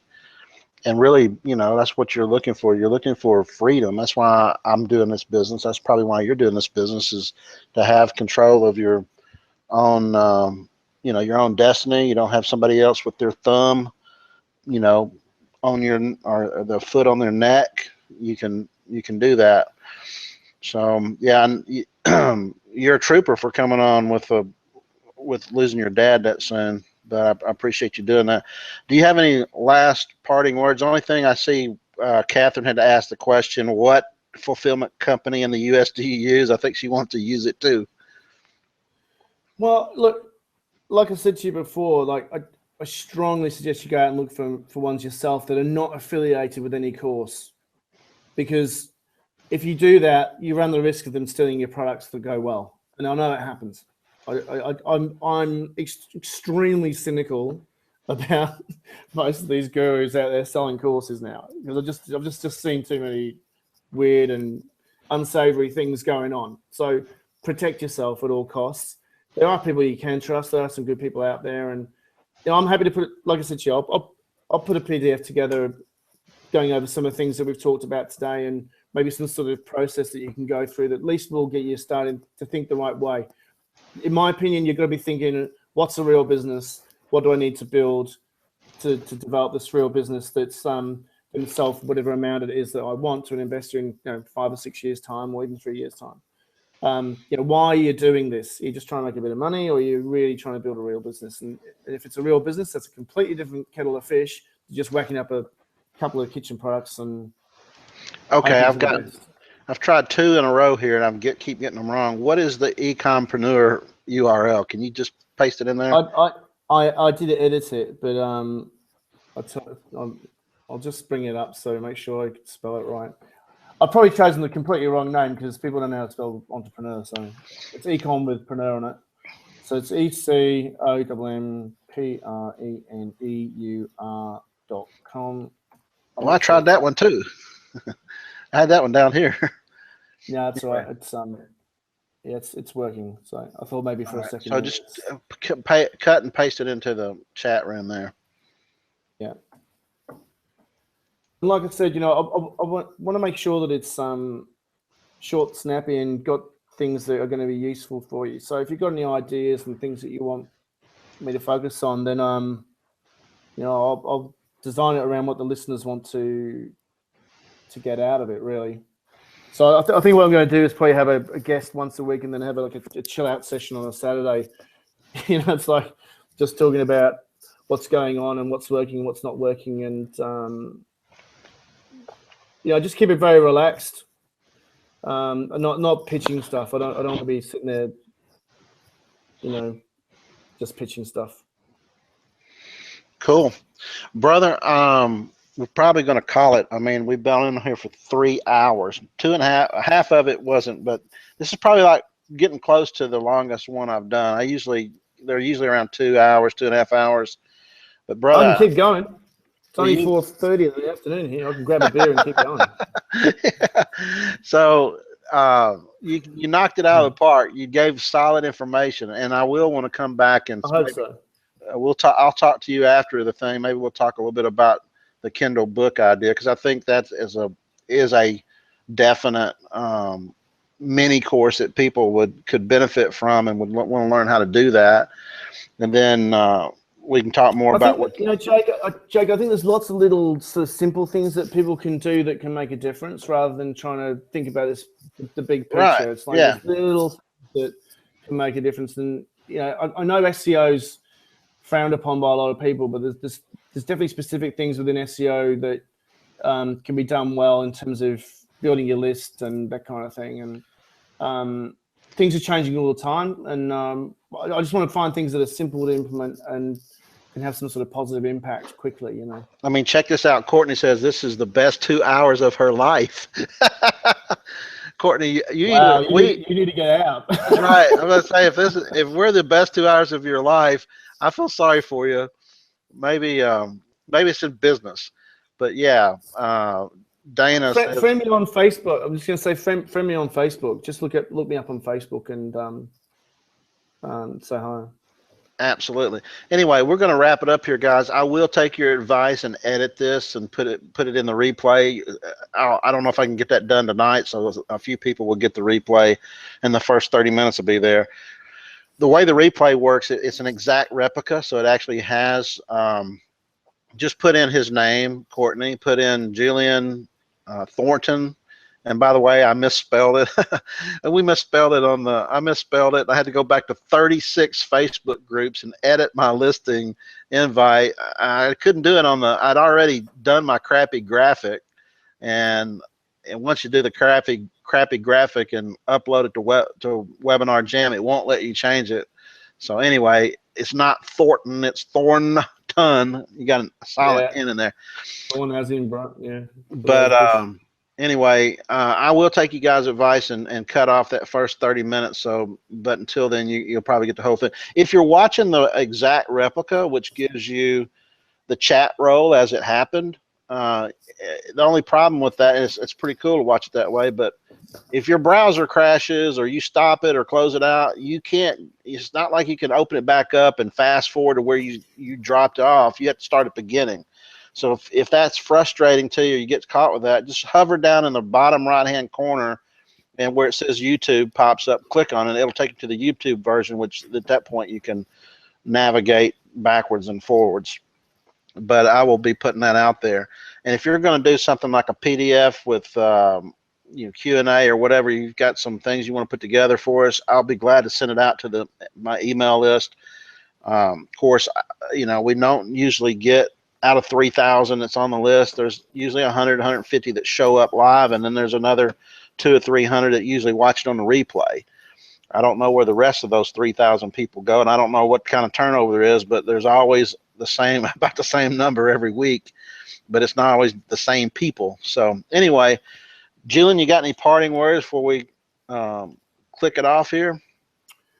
I was just thinking, it's just saying that, anyone who's listening to this, just send questions into Jake, and I'm happy to put together something like a if you guys email me, summarize things we've been talking about, and put an FAQ together and sure, and what have you.